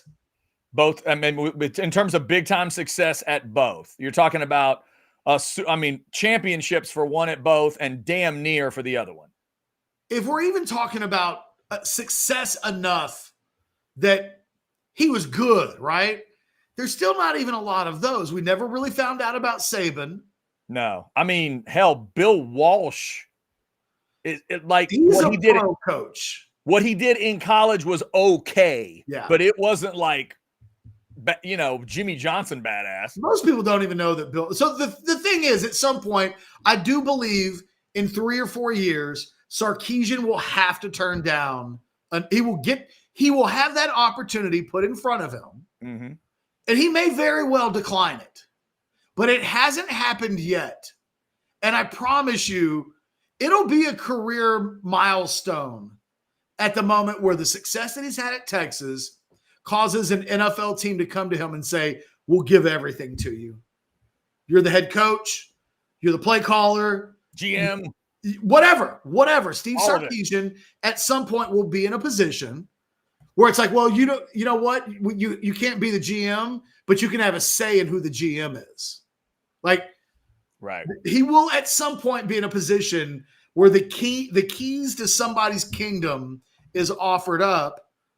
I think he stays in college football, but it's like the whole Nick Saban to Texas thing. We'll never know. We'll never know until the moment arrives, and we'll never know with Saban. But at some point, Sark will have a decision to make, and you can't really know what that guy will do until the specifics are known. Because look, I would have thought Lincoln Riley would have been gone already. I thought Lincoln will get an NFL head coaching job, and that will be the holy grail, and off and away he'll go. We were able to do it, Chad. The man, the myth, the legend is here, and I want to start here. All right, let's bring him in. Brian Jones, CBS Sports. What's up, dude? My dudes, all's groovy. How are you two? Man, you look great and you sound wonderful. We got good audio. The video's good. We're not seeing you from 20 feet away. The room is wider than his beard, so it actually. You do look like you're in some kind of futuristic movie where we're in like space and everybody's got like a pod and it's painted white. How? Open the pod bay doors. I can't do that, Dave. Brian, we're starting here. Someone asked a question about like the odds that Sark would coach in college football for 20 years or eventually go into the NFL. Who do I look like? Negro Damas? Yes. That's literally what we're going to have on your little name next to your deal down there. That would actually be funny. I was just saying Jones. Most college fans think that college football is the end-all, be-all. They never quite understand that for coaches, nothing will ever cause them to stop thinking that the NFL is the highest level and that, there's always this idea of, can I do it? It's the holy grail for coaches. Say it again. You've been in the NFL. You know that, right? That's it. Say it again. That's it. Everybody wants to get to the highest level, whether as a player, a trainer, communications, your SID, and why not a head coach? And Sark has had a taste during his time there in Atlanta as the OC. So I'm not going to say that's out of the realm, but he's got one hell of a gig right now, man, that's paying him a heck of a lot of money and will pay as much as an NFL gig. And he doesn't have the headache you're going to have with them NFL guys. Trust me, I was one of them. So you got a little bit more power where you sit now, even though in this NIL era, it's looking more and more like the NFL. But I wouldn't fault him for having those aspirations to run his own program at the NFL level. And it's not dissimilar from leaving home. You can always go home, right? So if college football is home and you've been successful at this level and you want to go test out your abilities at the next level, and if it doesn't work out, Steve Spurrier. If it doesn't work out, John Malkovich. If it doesn't work out, there's a host of names you could run through that have tried and it didn't work out and they came back. Nick Saban, the GOAT, the greatest of all time. How'd that work out for you? Not as well as it did at LSU and at Michigan State and clearly at Alabama. So, yeah, go kick the tires there. And then if it doesn't go as you would want, you can always come back home. Brian, speaking of kicking the tires, Texas kicked the tires. They kicked the axle. They kicked the door. They kicked tires. They kicked ass. And Davis Warren, Michigan quarterback. I've said a lot of stupid things, and I will continue to say stupid shit throughout my life. But for you to fix your mouth after that whipping and say you let Texas win, I want what he on. He needs to puff pass because that's some good shit there. I mean, for you to even really, they walked into your backyard, they took your lunch money, they took your girlfriend, and they got on the bus and the plane and got out of Dodge. What game was he taking part in? I have no idea. And they took their foot off the gas. They put all them youngsters in there, man. That score flattered Michigan. Yeah. Thank you. And they should be sitting 0-2, and I said it a week ago. Mikey Keene, if he was a better quarterback, probably would have beaten them there at Fresno State. There were plays to be made, but Texas went in and did exactly what Neuheisel predicted, that they were going to kick their behind. So, yeah, they did more than just kick tires. They took care of business, still some work to be done, but overall, man, I thought they looked great. Offensive line, even with all the penalties, my man, Mr. Williams, 56. How many do you have? Four offensive penalties there, but still, they overcame that. And if there is a cooler, calmer quarterback playing right now, who is it? Because Quinn is amazing. I mentioned this on the Dallas radio station the other day. We have forgotten that this guy basically missed 2 years of ball. Remember, he didn't play a senior year of high school, goes to Ohio State, doesn't play, comes to Texas, starts, hurt. Was he out? 3-4 games? That first year he started at Texas. Last year he was out 2 or 3 games, however many. And now, even when he's throwing the ball, Neuheisel and I was sitting next to each other watching, and Neuheisel was like, that he's smart. He's smarter. Even when he's throwing the ball away, he looks cool. That's cool hand Luke. That's cool hand Luke now, man. Shaking that chain, boss. That's who he is. And he just looks so confident out there on the field currently. And that's what you want in your quarterback. He looked good. The backs look good. Of course, Sark called an excellent game, had them all confused. They couldn't cover all those receivers as we suspected going into the ball game.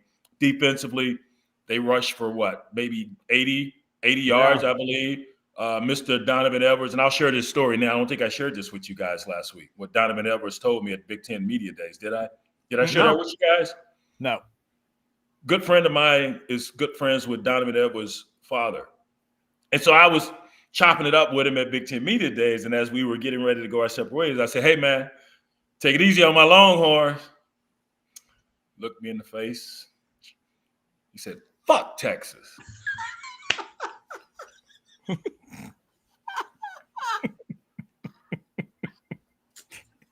Okay. All right. I pocketed that. Went my merry way. Chance meeting at the barbershop a couple weeks ago before the season opener. ran into a few players. I just shared that account with them. I said, hey, listen here. You got step one first. Take care of Colorado State. But I just want you to have that in your back pocket for week 2. And they said, all right. So I don't know if that played a part. I'm not saying it did. I'm just sharing what I shared with those 3 or 4 players that may or may not been at the same barbershop where I was getting my hair did. Okay. And they went out there and no running game. Matter of fact, that Mullings kid probably found more holes than Donovan Edwards did. And that's not taking anything away from young man. Hell, he's a good athlete. He's a good back. But you just don't say that. I'm sorry. You don't say that. I will go so far as to say that if Texas wins an SEC championship or a national championship, Brian should get a ring. Yeah. No. Hey, Mac didn't give me one when I was a sideline reporter and hosting his show because he didn't like me. So I know I ain't gonna get one now. I ain't even remotely close to the program. How about holding a grudge? The only motherfucker that's part of your broadcast team that don't get a ring. No Not ring. that you remember. Like, damn, all right. No problem. That is moving right along. Brian, you have now a new title, Barbershop Motivation Coordinator. That's your title. Well done. Half of my arsenal it comes from the barbershop. It is, especially back in the day. Not so much you did edit it. Yeah, that is well done. Well Barbershop done. Motivation Coordinator. Well, it was a chance meeting, so I just had to get that off my chest and let the young guys know what was If said. you could type that in, Chad, how come you didn't type in Negro Damas? I did. I did while he was answering it, and I changed it back, and you didn't even notice. Is that right? Uh-huh. Don't be scared, Chad. Don't be scared. Okay. Come on, Hatchet. I got you. Hatchet. I got you. Yeah, no problem. All right. So there is a super chat directed at Brian, but it is your question next if you would like. No, go for it. Okay, let's do it. Brian, some people got to know. $5 super chat from Barb's 10. BJ, no. Rate Shannon's performance on IG Live A to D. Admit it, Catch and BJ listen to it 2+ times or more. Loving you on House Divided, BJ. Horns by Fitty. Brian, have you heard the Shannon Sharp audio? No. Oh, thank goodness. And I only watched it once. I did not get in multiple.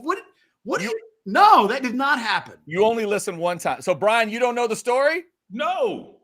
Wow. As you can see, I'm out of sorts. I'm not home. I'm elsewhere taking care of some family business. So you got to fill me in. Brian, Shannon Sharp apparently he threw the phone down.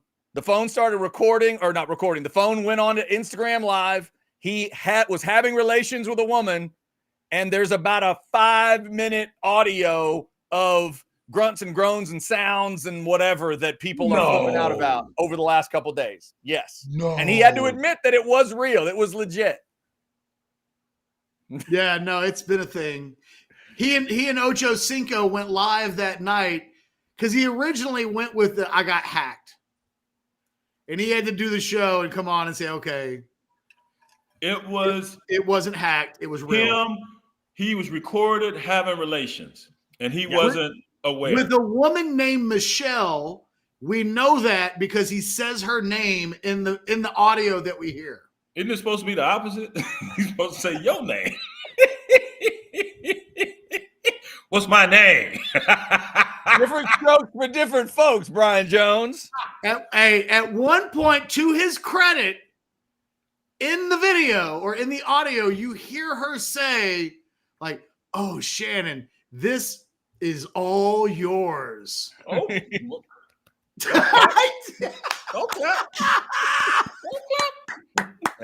Yeah. Hall of Famer. Mission accomplished.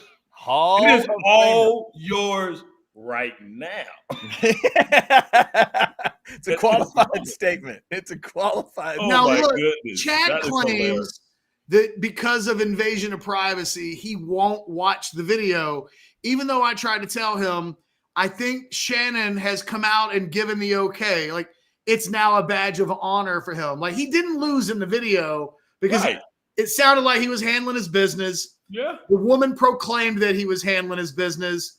Everybody is like having a good time with it now. It's part of It's consensual. But Chad is like, no, I don't watch things like that because it's a betrayal of privacy. Well, I'm with you, Chad. I'm at an age now. I'm trying to make sure mine is up to snuff. I don't need to go in. Make sure you don't accidentally. I ain't got time to go looking at you doing. It might make me feel bad about my performance. No. All I know is Shannon Sharp was trending on Twitter. I was like, oh, what'd Shannon Sharp do? I could not turn it off once it started. Oh, what is wrong with you, Grossberger? Man, when you start hearing Shannon, when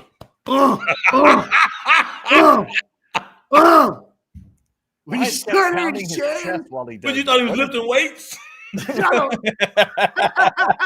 Yes. I got my personal best today. 2, 3 sets of 10. Here we go. Let's go. Come on. What you talking about? You done? That was just the first set, woman. Come on. I'm just telling you, I was hypnotized by the talk. I told Chad, look, if you start playing an intimate video and there's enough noise, and if I hear people talking, I'm in. Well, I want to know, what is she going to say to Shannon? What is Shannon going to say to her? And I don't even care who she is. Like, I don't need to see her or anything like that. But I was fascinated by, some of the discussion in the video was on point. We got to rename Kesh to the Colonel. Wasn't that Burt Reynolds' title in Boogie Nights? The Colonel over here. I know. Look, if it'd been 15, I wouldn't have listened. I would have listened then. Wait, no, that would then make you the Colonel. But now, no. No. Heck no. I remember that thing was going when I was doing CBS Sports Radio, and Greg Giannotti and I, who's now with Boomer on FAN, they were trying to get me to see something that had posted on Draymond Green. You guys remember that? Somehow his thank goodness I don't. Johnson was all over the internet. No, I don't remember that. Exactly, Chad. This was 7-8 years ago. I didn't want to see that. Somehow they tricked me though with a picture. Like, no, I don't need to see another man's business. I'm good. I'm really good. I'm cool. I'm fine. Just making sure your mind is all right. You all right? Okay, we good. There you go. I do remember the Brett Favre though. He had one too? Yeah, because he was sending it to one of Chad's friends. Is this the one he was sending to the reporter back in the day? Jen Sturger. Remember that? Yes. Yeah. Somehow that got out on Twitter like a week ago. It didn't go well for Favre. What's that? Well, I think the photo, I didn't do a search, so I cannot say that I have seen it, but I saw women talking about it on Twitter last week. So it must have resurfaced, and it wasn't going well for old man Favre. That's tough. Yeah. All right. On the football side of things, Brian, do I have it correct? You guys at CBS, y'all have Notre Dame, Purdue, and Colorado State. Is that right? That's who we have, sir. Yes. Okay, so a couple teams really trying to lick some wounds. Notre Dame coming back off of what happened to them. Don't go and then Colorado going to Colorado State after Nebraska smacked them around. No pun intended from Chad, folks. That's right. Exactly. Listen, Notre Dame, I'm going to say it tomorrow, as I said it earlier on our show, Inside College Football Tuesday. I'm not sure that Marcus Freeman is the guy to fix this, because it continues to happen, and these knuckleheads on the social media. That's why I didn't see Shannon, because I try not to get on there, because they don't listen. They hear what the hell they want to hear. It's not a one-off. This happened 3 years ago. 3-9 Stanford beat you. It happened a year ago. Marshall beat you at home, and it just occurred last week. You were beaten by a team you shouldn't lose to, and Northern Illinois is good, as we all witnessed, but you shouldn't lose that game, Notre Dame. I'm sorry. So one or two things have happened here. Either A&M beat y'all up so much that you couldn't recover in a week to take on a physical Northern Illinois team, or two, you were sitting around reading your press clippings all week and didn't pay attention to detail. So which one was it? They'll probably come out and play better, but Riley Leonard has not been as advertised. He's been horrible. Only reason they lose to A&M is because he didn't turn the ball over, such as Connor Wegman. So he has to play better. I'm hearing from my sources that no one's afraid of him because he can't throw the deep ball. So they're stacking the box. We're not worried about you beating us deep. And really, who's a receiver that scares you? Maybe the Bo Collins kid that transferred from Clemson. But there's not a speed burner out there such as Texas, man. So nothing to worry about there. Love the way the Love kid runs the rock, number 4. But that offensive line got beaten up in the trenches, and the defensive line got pushed around. I mean, they only gave up 16 points, 3 in the second half, but they couldn't get stops when they needed to get stops. That's the key, such as the offense. We couldn't run the ball all game, but we were able to run the rock when we needed to run the rock. That's the key to winning football. So, Marcus, fix it. I remember saying the same thing to Tom Herman a couple years ago. The same shit kept happening, man. Texas kept losing in the same manner, and you said you had addressed it and fixed it. Well, fix it. If you're going to fix it, and he never did. So that's my take on Marcus Freeman. Colorado, watching that game film, their O-line, they just, couldn't block ice. They are bad up front. And here's the deal. Deion Fan went up there, sat with those guys this summer, look at their processes, and you can do have all the turnover you want at certain positions. The one place you cannot is offensive line. Those guys need time to gel. It's just unique to that position, to that unit. You have to give them time to come together. And going and doing wholesale change is not going to work, and we're seeing that now. So he needs to pump the brakes on that. They just got ran through by Nebraska. They were hunting Shadur Sanders all night long.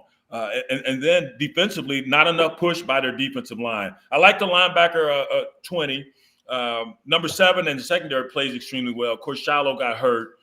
He talking shit. Stop talking, man, in the coin toss. We about to roll your ass. And then you play 2 or 3 plays and break your forearm. You ain't rolling shit but a cast. I mean, just your daddy was flamboyant, but your daddy's game matched that flamboyance. You not. Shut up. I mean, what point does it compute that this ain't working for us? This ain't working for all this talking. Just go ball, man. And I think Shadur is going to be a first-round pick. He's good. He'll stand there in the pocket. Sometimes he holds the ball too long, but he's got a heck of an arm, and he's a good quarterback. I think he'll go in the first round. He's tough. I mean, everything's falling in on all sides, and yet he keeps his wits about him and can get the ball down the field. I know he threw a pick 6 last week, but he's under the rest. I think they sacked him 5 times. He's running for his life, such as last season. So Colorado State, watched their game film. Of course, saw him versus Texas, played better, but it was Northern Arizona, and they get him at their spot now. So we know it's a rivalry, a lot of feuding going back and forth, especially last year's ball game. So Colorado will probably win. I chose Colorado State. We'll see. Okay. But I think what do we do? What happens with Deion? Let's say they go 5-7 this year. That I feel like I'm giving them maybe a better season than they'll have. Right. Let's put them at 5-7. Shador goes off, first round draft pick in the NFL. What's happening with Deion from there? Because I wonder if he's missed his chance to go. I don't know. Maybe it's as simple as somebody's going to give him a big job because they think he'll recruit really, really well, and none of this will even matter. But if he follows up last season with another sub 500 season, I don't know what to make of Deion, the program builder / coach. Well, you need at least 3 years, Catch, in most instances. That third he year has to stay at Colorado. Yeah, and I think he will. And I think his pride and Guy being a Hall of Fame player.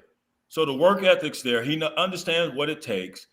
I think his pride will force him to stay there and fix this thing and turn this thing around, as it should for any of us. And I don't think they're going to push the authorities or his bosses there at Colorado. I don't think they're worried about him as we sit here today. Yeah, they knew what they were getting when they brought him in, and they benefited from him a season ago. Even winning four games, they benefited from him. SI Person of the Year. Yes. And he brought in all types of money. They weren't selling that stadium out before he got there. And they sell it out now. And they don't have to spend as much money as far as NIL and all those other things, because kids want to come and they want to be a part of that mix. Now, yes, at some point winning has to take over. They don't ask those doctors how many he or she lost, but they do ask these coaches. So at some point, you got to win some games and win a heck of a lot more than you're losing currently. So I think he's going to be there. He wants to fix it. His pride wants to fix it, and he knows he can fix it, and I think he will. He just has to stop with these different faces on the offensive line, man. You got to let those guys congeal. They need time. It's just unique to that unit. Go get me a D lineman here and there. Go get a backer, receiver. When it comes to that offensive line, they different. And they nasty. Yeah, Brian. For the record, I think they do actually ask the doctors about they how many they lost. I mean, I just think if you go in for like 8 straight tonsillectomies and they all die, I bet you they don't let you be a doctor anymore. I'm just saying. I don't know. Hey, Chad, just go with it. Let it breathe, man. Why you got to dissect it? I'm sorry. Damn. I'm sorry. You do not dissect anything Nicodemus says. Okay. New rule. I am sorry. Thank You go to like a podiatrist and it's like, let me see your finger. Have you lost? Trying to break out of a slump over here. It's been a bad month. Oh man. I don't know if I can see you today. Hand me that scalpel. I'm due for a successful surgery. Oh my God. Cat, you got anything else for Brian? Hey, we just got a new toolkit, patient. You're gonna be all right. That last one didn't work so well for me. I got some new utensils. Hey, don't worry, I got a new drill. Sleep well. We're good. The last words you ever want to hear from your doctor. I'm due, Jeff. It's all good. I'm due. Oh my God. You're my slump buster. That's what you are. Just real quick, do you have a pick in the Notre Dame Purdue game? I'm taking Purdue. And Coach Walter said he circled this game. They played the first game. Who'd they have? Indiana State. The Fighting Larry Birds. Hudson Card had a hell of a game. I think he was 24-26. And now, then they had a bye week, and so now Notre Dame comes in, and so I'm taking Riley Leonard's not scaring anyone. If they can stop the run, and Walter's made his name on the defensive side of the ball at Missouri, at Illinois, and now if they can stop the ball, speaking of Colorado, that's where he played. And so you know who babysitted him? Who used to babysit Ryan Walters? Eric Bieniemy. Oh my God! Yeah. Wow. Eric Bieniemy. He said they were hard on him too. I believe it. Yep. Brian, one of these days, I'll tell you my Eric Bieniemy story. I'm lucky I'm not dead. What happened? Go ahead. We got a second. He just come back to Colorado, mm-hmm. and I was a young, mouthy reporter with hair. Ooh. And at one point, we were at a Nike camp at Texas A&M, and I got a bunch of people around me, and I'm explaining how Eric Bieniemy was a gangbanger who had gotten thrown off of the CU campus for doing some stuff. Nothing crazy. He didn't kill anybody. Right. But like CU banned him from campus, and he was 2 feet behind me listening to the whole damn thing. Woo! And I eventually turned around, and the only thing that kept me from not getting whooped was that I literally was just talking about how bad of a guy he was and shouldn't be in college football, and he was right behind me. And I learned a lesson that day. Keep my mouth shut, because them dudes from LA will hear everything. Yeah. He didn't say anything to you? He didn't say a word, but I promise you, I never said anything about Eric Bieniemy ever again. Wow. Brian Randy gave me the name Agrodamus. So on the way out. There you go. On the way out. I'm definitely taking Agrodamus over Agrodamus. And Catch is the Colonel. Oh, come on, man. I'm willing to live with Grossberger more than I'm willing to live with the Colonel. You the one, you said you listened to the recording 5 times. No, I listened to it for 5 minutes. Oh, how long is the recording? Then 5 times. How long is the recording? It's like 5 minutes. Oh, you listened to the entire recording? Okay. I did. I heard the grunts. I heard him talk to her. I listened to her talk to him. What'd he say to her? I am not going to lie. What'd he say? How about this one? Is that good? You okay with that? Peeping catch. Oh, peeping catch. How about that? No? Catch peeping? Peeping catch is all right. I can't defend myself. I'm not saying I'm a good person. I'm not saying that I'm not a deviant. Neither am I, peeping catch. Neither am I. I am a red-blooded American male who sometimes listens to things that he shouldn't listen to, and it made it easier that I didn't have to watch. He's like, baby, grab that chain and it will follow me. Oh, my Lord. And look, Elon left it up. He was literally trending on Twitter. It's not my fault. Yeah, there's a whole bunch of freaks out there like they you. Were literally advertising it. Yeah, not your fault. It's not your fault. Never my fault. No, it's not. As long as we're there. Yeah. Anything else for Brian Catch? No, I'm still soaking in peep and catch. Brian, oh my God. Hey, man, as somebody said on the chat, thank you for joining us from the space shuttle today. Safe travels. We'll talk to you next week. At least I'm not stuck like those 2 astronauts up there. Damn. That's right. We should have them on the show. What else are they doing? We're going to bring you home. Brian, we're going to bring you home. We're going to bring you home, Brian. We promise. Thank you, Hal. All right. Brian I'll Jones. see you guys. Later.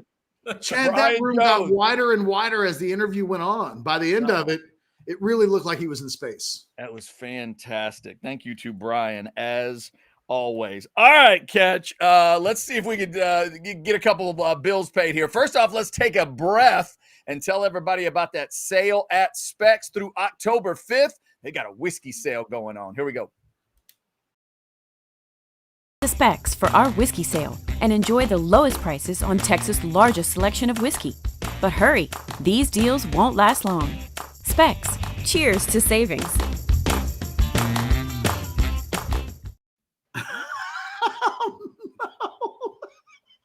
What happened?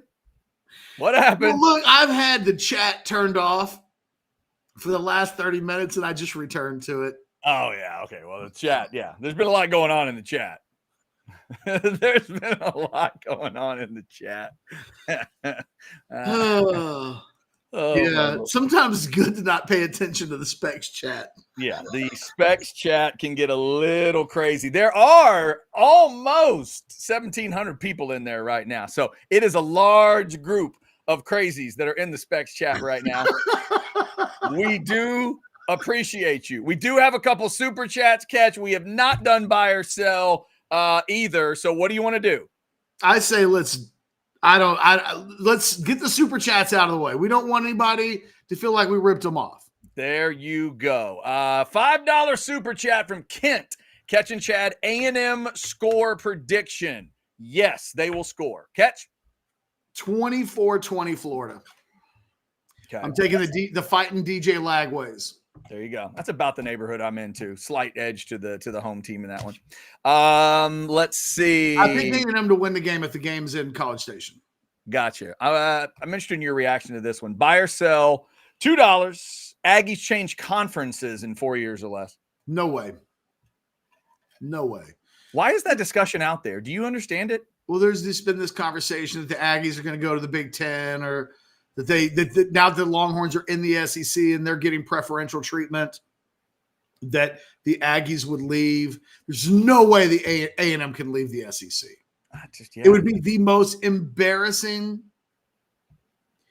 It would just, there's no way they could do it where it wouldn't look like they tucked their tail and ran the moment Texas showed up. That is not who A&M is trying to be. Yeah, I do not know why the discussion is out there. It's so weird. Jake, $5 super chat. Where do I sign up to do a watch along with Kieran? LOL. My pessimism and his trash talk would do numbies. Wow. We're looking for somebody to give us some numbies. There you go, Jake. There you go. All right, that cleans us off with super chats. And if you want to send us a super chat, it will go right to the top of the list. Jeff Ketchum, are you ready to buy or sell? Sure. First or second? Second. Second in buy or sell. That means we start here, Catch. Buy or sell number 1. Bond, Golden, Moore, Wingo, Cook, and Bolden will each have 2+ catches and 5+ touchdowns total. I'm going to sell. I was with you all the way up until the 5 touchdowns. That it's not that Texas could have 5 touchdowns in the receiving game tomorrow, but then we're ignoring the tight ends with that number. We're ignoring the running backs with that number. If Texas throws for 5+ touchdowns, I feel like at least one will go to the backs or the tight ends. So I'll sell that they each have 2 catches and that those players combine for 5 total. Fair enough. Never should ignore the tight ends. Buy or sell number 2, Helm, Juan Davis, and Nyblack will each have a catch tomorrow, and one will have a touchdown. Buy. I'll go with a buy on that. You know, Juan Davis plays a lot. He does. I like some of the stuff they think up too for him. Well, and he's an athletic guy. The reason why you would have, if anybody liked him coming out as a high school prospect, and I did, it was because from an athleticism standpoint, I mean, he looks the part. He moves around like the part. When you see him in games right now, and I've seen him running open a couple of times, and it's like, okay, I get it. He passes the eyeball test. I'm still surprised that he's in front of Amari Nyblack because it means that he's ahead of Amari Nyblack. And I think it would have been, if we're having this conversation 12 months ago, me even telling you that Juan Davis would come back for another year, you might go, ooh, do they want him? Does he want it?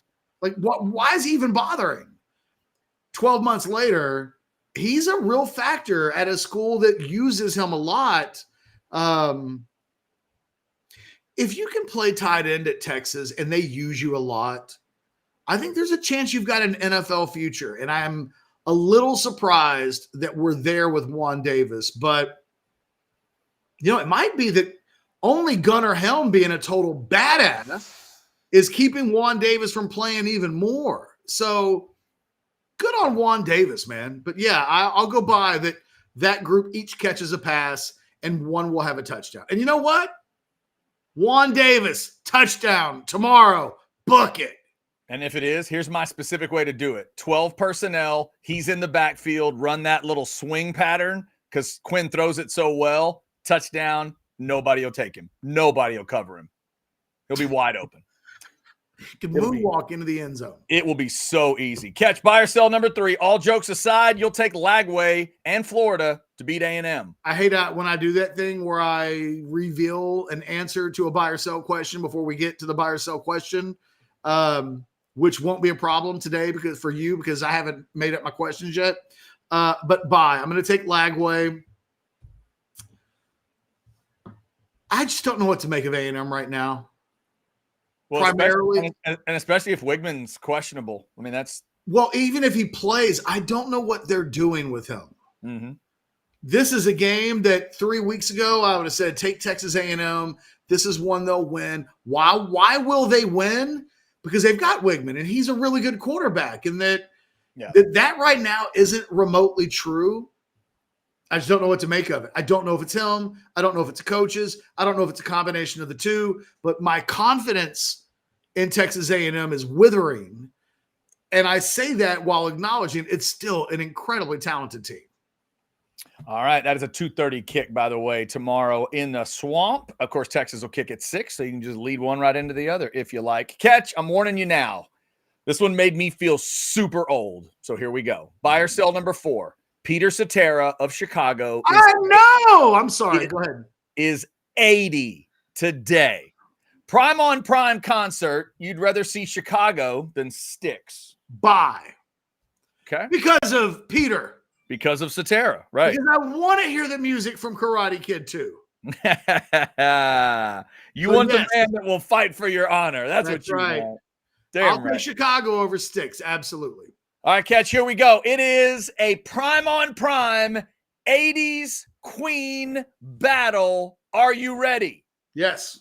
Prime on prime 80s Queen battle. Isabel Sanford, hotter than Nell Carter.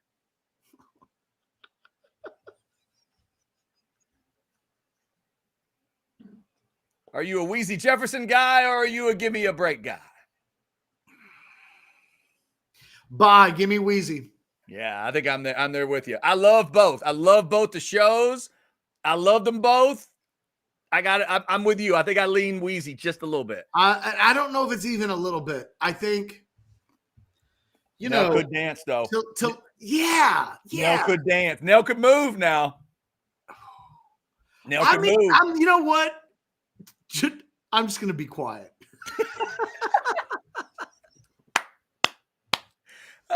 It's fantastic. I was kind of hoping I could get you to stop a little on that one. All right, Catch. That's my buy or sell. What do you got? Buy or sell number 1. Let's just get it out there. Aggies taking on Florida tomorrow. This side of house divided is not super confident about the game, but he's confident enough to pick the Aggies in a narrow victory. Sell. I'd probably pick Florida in a close one right now. It feels like one of those who's at home games. You said 24-20. I was thinking like 24-17 when it came in. I got to see that Aggie offense evolve a little before I'm predicting them to go win a road game. I think that road streak is going to continue, the losing streak. Buy or sell number 2. I've been thinking of what the Tua question is for you. Okay. Buy or sell all day today. Here it is. Mm-hmm. If you were Tua and you could have a conversation with God and he were to tell you, okay, Tua, or it could be a woman's voice, so whatever your God voice is. Tua, you only get 2 more concussions. The rest of you, 2 more concussions. I don't know what the voice of God sounds like. Where's Ron Franklin when you need him? Apparently, God is Catch doing Glinda the Good Witch from Wizard of Oz. If God told Tua, which you are Tua in this case, that you could play the rest of your career as long as you want to play, but during the rest of your career, you're going to suffer 2 more concussions. Buy or sell, if you were Tua, you'd be okay with that. You could live with that. Buy or sell. That's got to be an absolute buy because I know Tua is a man of faith. You're telling me God actually communicates with Tua? He would find comfort in that. He would absolutely buy it and he would continue his career. He'd feel way better. He'd tell the media that. Guys, calm down. God talked to me. 2 more coming. I'm fine. I plan on playing for another 10 years. No big deal. That's just 1 concussion every 5 of those years. I'm fine. I mean, come on. But what if it was you? He's going to have ultimate scoreboard on that one. I mean, ultimate scoreboard. That's what are you going to do, right? What are you going to do?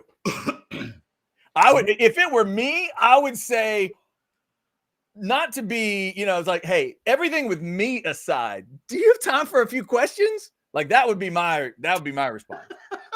Do you have time to talk? Like, can you sit and just chill for a second? Because it's kind of a big deal. Real quick, JFK, what happened there?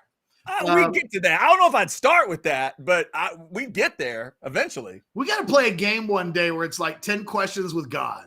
Oh, absolutely. What are your 10 questions for God? And do any of them involve Tua and his concussions? No, it might involve never mind. Oh my God. No. Yeah, not that. Buy or sell number 3. Yeah. I'm sorry. I've got to get myself together. Buy or sell number 3. You're feeling good about the Cowboys, 2-0 by the time we show up to work on Monday. Sell. I hope we are, but I don't know about feeling good. Feeling good? Yeah. Yeah, I don't know about feeling good. I like that you put that in there, but no, I can't. I mean, good. I want to see the game. I'm to the buy or sell I gave you earlier in the week. If they beat the Saints and they're 2-0, I'm going to let myself kind of lose. I'm going to let myself lose reality for a little while and pretend like 2-0 really matters, but I'm not certain they get there. They got to show me in the spaceship that they can stand up to whatever this New Orleans team is first. Buy or sell number 4. You like the Longhorns to cover the 35 tomorrow, but you're not sure that the over, which I believe is at 52, gets hit. That would be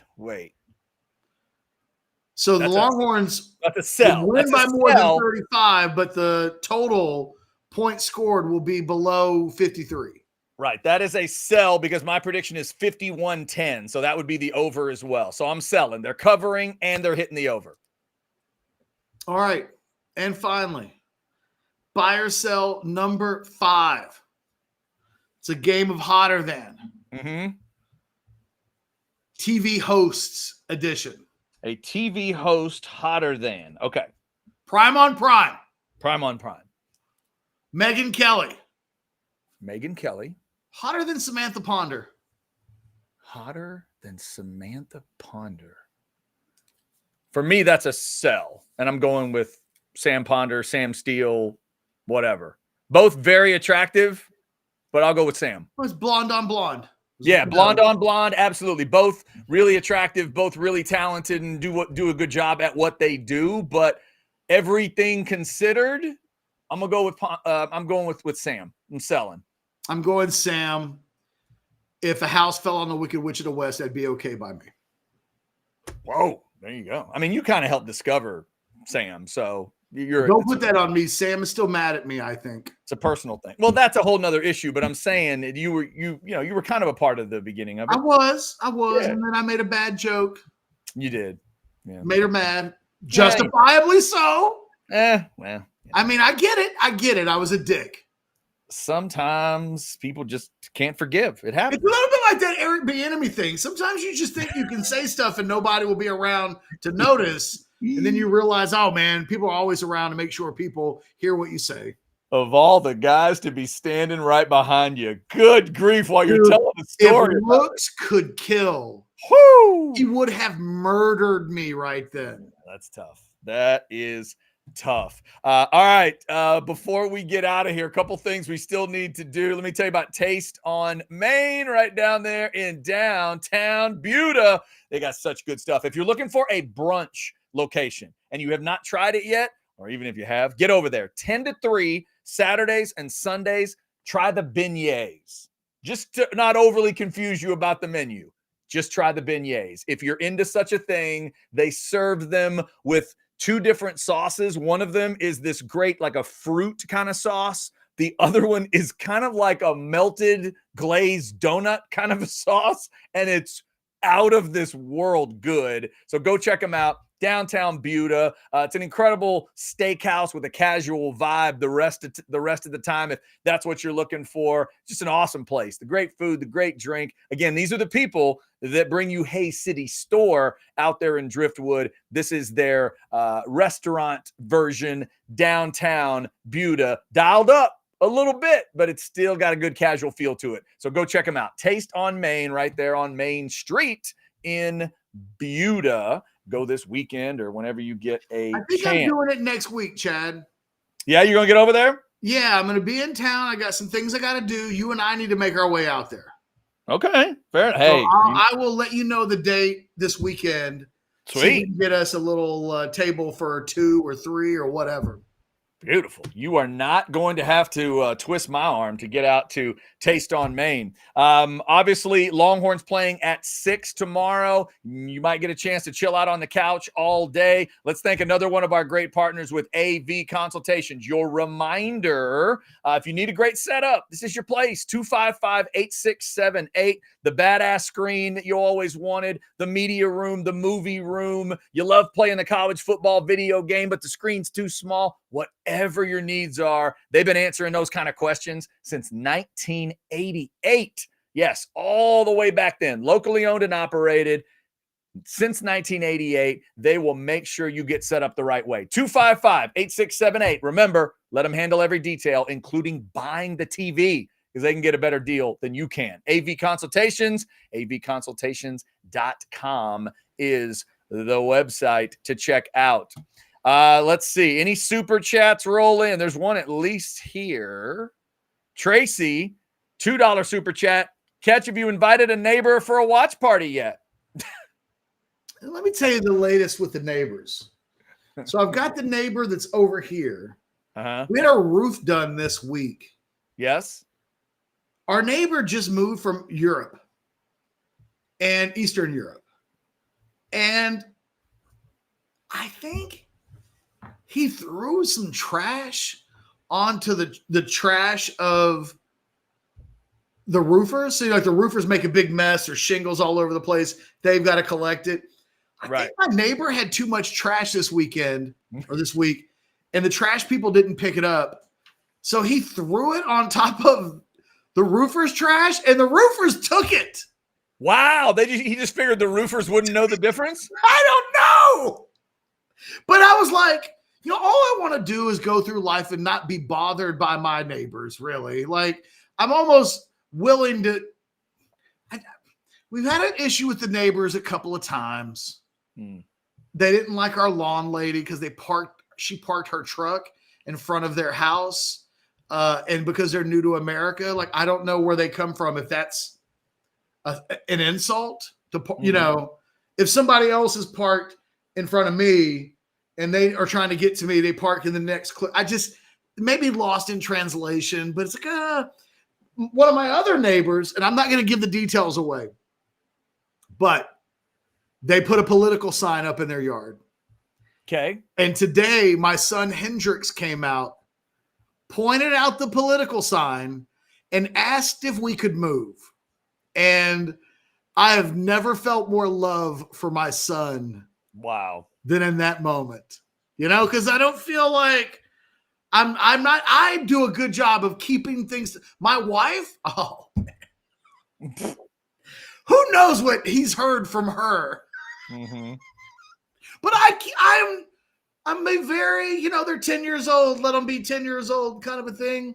Sure. But yeah, no, like, attaboy, son.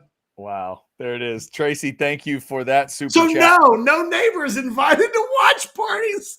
I don't see any more super chats, so we'll hit a couple more real quick here. I just see the Cowboys season as a 17-game preseason now. That might be a good way to look at it, Chris. I'm going to try that for the rest of the year. Here's a good reminder from Kyle. Thank you, Kyle. So you're watching The House Divided, but haven't hit the like button. Weird. Hey, maybe on the way out, look, I'm seeing over 1,600 of you right now. Did you like the show on your way in? If not, maybe like it on the way out. I mean, come on. Brian Jones from the space shuttle. We're going to have Scottish guys before we get done. We got all kinds of stuff. Catch is predicting the Aggies are going to lose. So am I. I mean, what else do you need? Hey, not any of these neighbors, but at my last neighbor, we had an all-time Karen that lived next door to us. I mean, she was a piece of work. She's the kind of woman that anytime anybody ever came over to our house as a guest, she would meet them on the street and ask why they were there and who they were there to see. And like, she policed incoming visitors. This is in the Woodlands or like when you were back in Austin? In the Woodlands. In the Woodlands. Okay. And so we were, and usually I've had 100 guests. My mom, Heather's family, anybody that would come to see us, this woman would be like, who are you? Why are you here? I need to know your business. We had like, I can't even remember what was going on, but it was like maybe kid's birthday related one day where the stress is elevated. You know, it's like you're trying to get a million things right. You just right. She came out and got real nosy. And I told her she needed to get back in her home and leave me alone. And she saw it with a look on my face that it wasn't like a kid. And oh yeah, man, she turned around so mad. How dare he say that? I'd had enough. So yeah, one neighbor, my entire life. One neighbor. And I can't ever remember telling a neighbor off, but Karen got it once. Super Karen. Man, when everybody you know who's ever visited your house knows about the woman that lives next door to you because she made a point to meet them before they could get to your front door. Man. She's going to get it once. She got it once. Damn. Trust me. My wife, Heather, wanted me to go out there 100 times. Yeah. One time it was a cul-de-sac. She came outside and told the kids they weren't allowed to play in the cul-de-sac.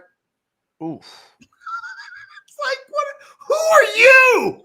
Damn. Was this woman married? Was this woman living alone? She was married. The dude she's married to was always napping. Oh, that's it. It was nap time. Okay. He was nap guy. Wow. And she's just always out in front of the house. Damn. Y'all, you know what you needed to do is get that guy a better sleep schedule so you could get him more alert so he could help stop that. Oh, I was waiting for the day where that guy'd come knock on the door.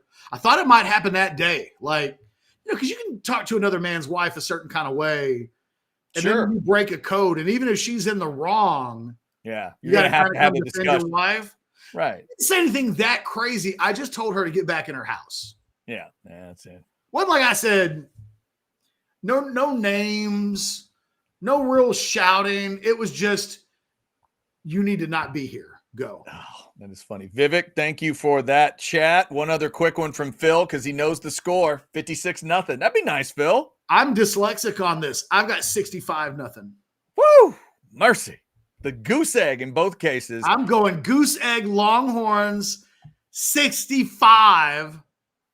UTSA donut hole. 65-0, 56-0. Either way, Longhorns would be in firm control of that one. Hey, all right. This was just for two of us. This is not, you don't need to worry about this. Okay. Gabe wants to know what I think of the Man City Oasis kit. Gabe, I actually think it's really cool. I do. I love the fact Man City's got a world famous fan. This guy loves Man City. They did a kit, a uniform, Chad, that is inspired by one of their album covers. We're talking about one of the guys in the band Oasis loves Man City. Yes, big time. Liam, Noel's the big fan. They both love Man City, but Noel is like the fan. Mm-hmm. And they did a Man City uniform, a kit, inspired by one of their albums. And I got to say, it looks fantastic. It's a great uniform. And when you see the album and you see the uniform, you'll go, oh, yeah, no, I totally see it. It's pretty dope, I have to say. I hate Man City. Oasis, I mean, I don't have an emotional reaction to them other than I'm a bit surprised how much the world seems to love Oasis. But the kit's dope. I like it. All right. Fair enough. Barb's 10's throwing in an extreme one too. 66-3 for reals. We don't say 66-3 around here, Barb's. Too soon. Yeah, that's true. That's true. Too soon. Let's take that. Where were you for 66-3? Let's change that one to John. Hold on. Were you in Austin for that? I was at the game. So was I. Yeah, I was at the game, and we went with a group that one of our group actually had to end up in the medical tent because of the heat.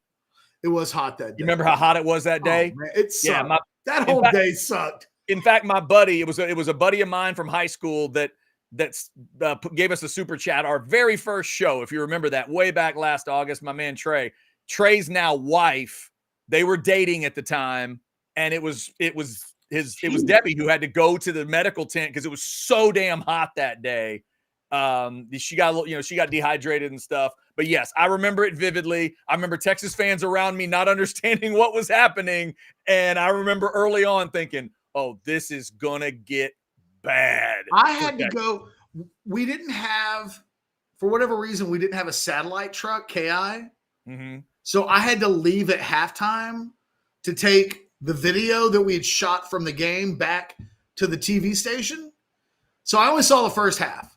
Okay. It is the only time I have ever left the game early where I was like, well, I definitely didn't need to see any of that second half. No, you did not. You did not. You did not need to see that. It was going to get much worse. I'm good. I can remember being in my car and driving away from DKR. And I was like, well, that didn't go the way we thought it might go.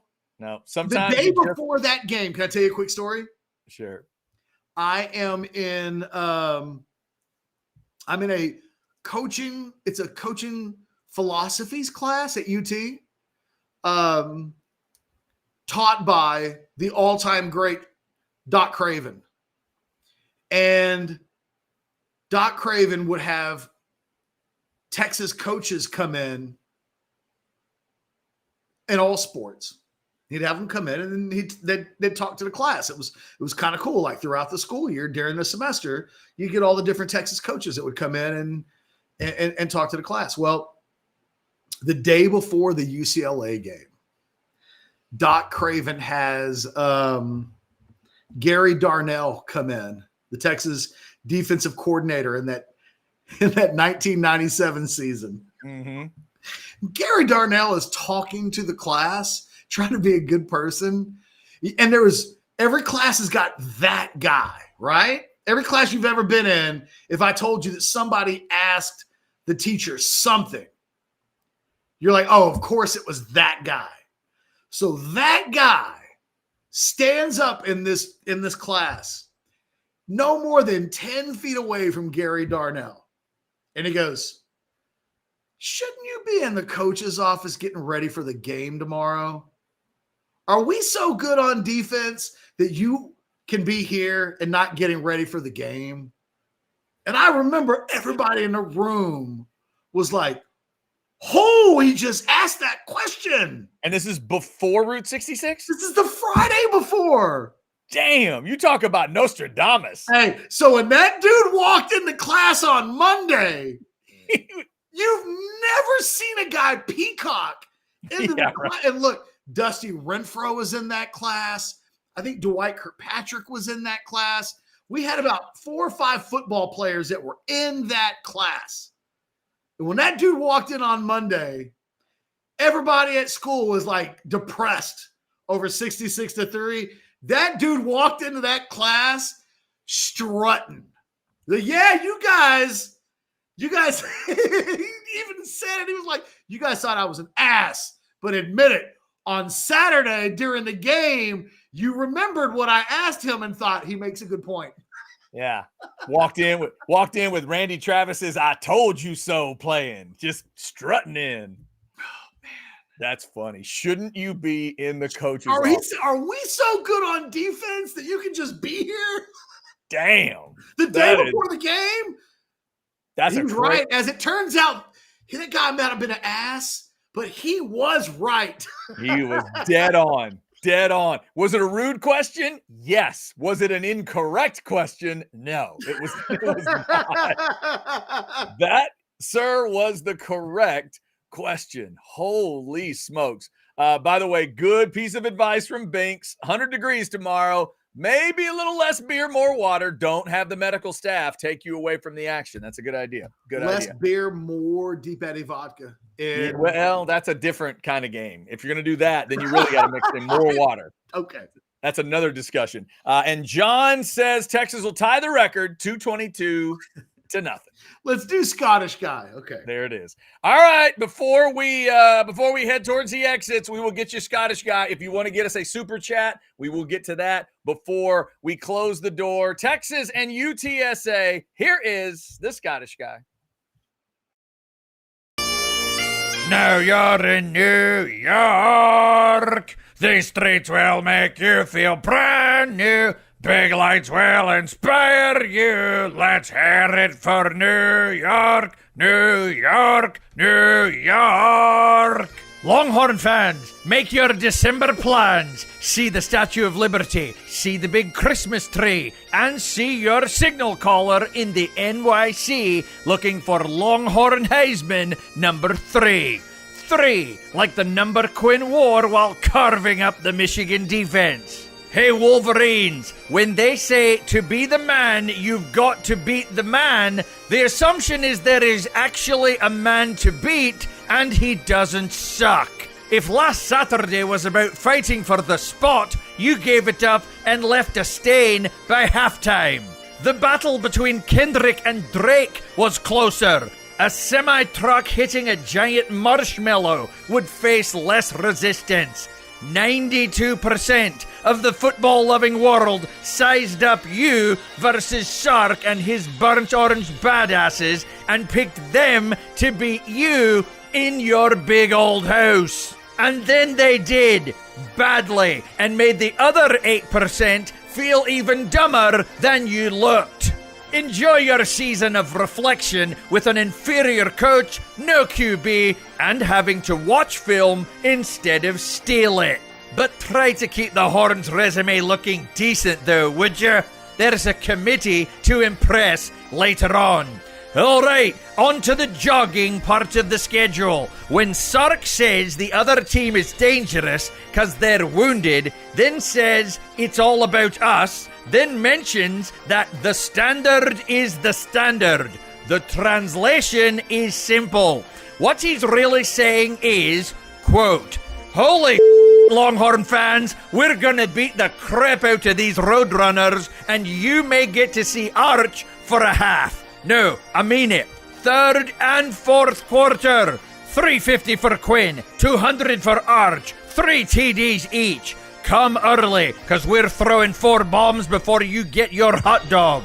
Be loud, cause we just embarrassed Michigan. Wear burnt orange, cause blue is stupid. And stay late, cause Trey Owens gets 2 touchdown passes of his own. End quote. I mean, it's all right there. You just have to see what's in his eyes. Enjoy the next 3 weeks, my little burnt orange kiddies, and take the over. UT 62. If Texas State did that to you, what happens when you take away the state part? 3. This is SG. MEEP.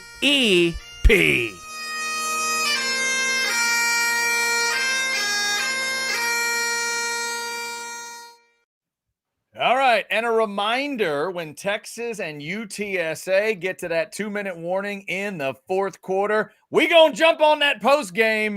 It is the Orange Bloods Live post-game show brought to you by the Lowy Law Firm at the 2-minute warning. Who knows what the score will be at that point, but we will jump in and get you all the breakdown of Texas's 3rd game of the year. So be sure to like, subscribe, and get those notifications so you know when all the different shows pop up. We got Football with Friends at 6, and again, we'll see you at the 2-minute warning tomorrow of Texas and UTSA. Anything else, Catch?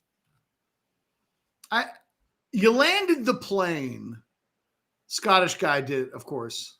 Mm-hmm. On as I was hearing you sing the opening number, I was like, what in the world does this have to do with anything?